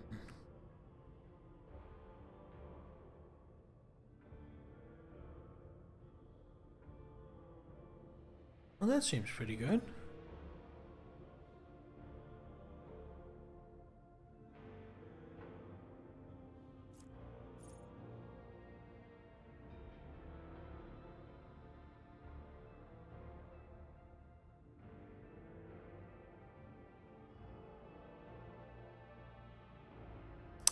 Let's go perfect spot. Common talent. I think I'm gonna start speccing into plasma with him, so let's get plasma bank so I can reload quicker. Talent.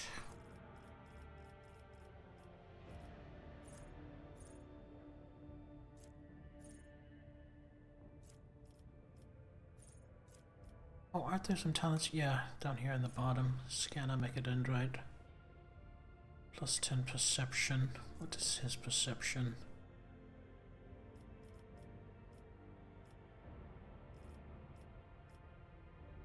Let's not go with that then. Actually, Plasma Weapon Expert. And we have already taken the ballistic skill increase, so let's take the intelligence increase for him. There we go. So a whopping 55 intelligence.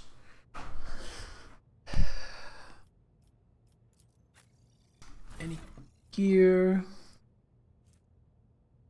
Don't see myself using that. I'll put that in cargo. Keep that. So, is this better than any of the swords she's using?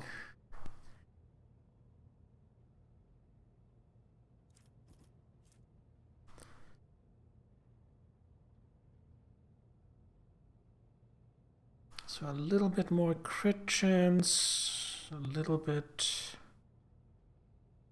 less parry chance, but I still think it's better to just give her the Snowball's Blade.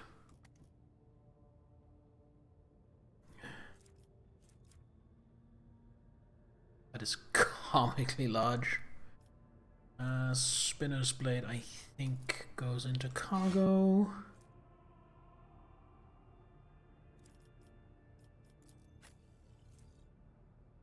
He already has an improved armored body glove.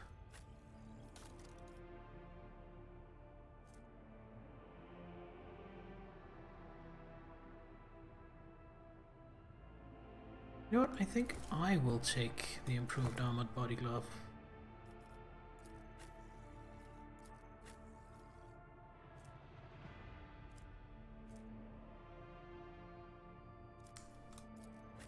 He's wearing a sin skin. Gonna keep that, gonna keep that. He's wearing chainmail. Gonna keep that. For sure. She is wearing a psychic body glove. She's gonna keep that. And he is wearing chainmail. He's gonna keep that. Good.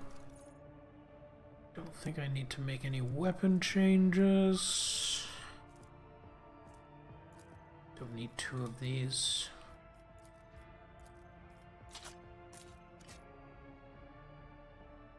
I mean, it's definitely overkill carrying around this many weapons, but I don't know. I like to keep my options free. Actually, this might help her. Oh, what was she wearing? Oh no, she keeps the commander cloak. Let's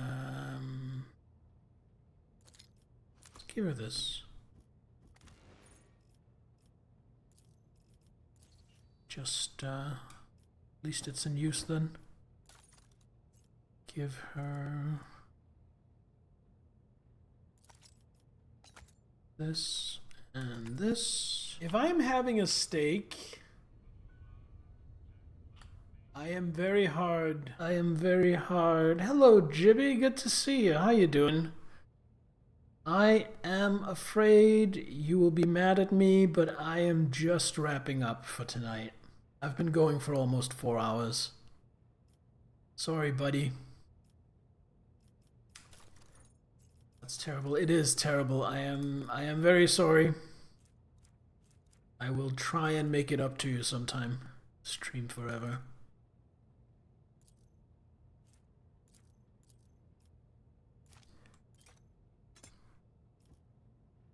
If only. If only. Oh. Why did it move the camera there? Anyway. Now we are going to call it here for tonight. And then hopefully next time get done with the Rykard system.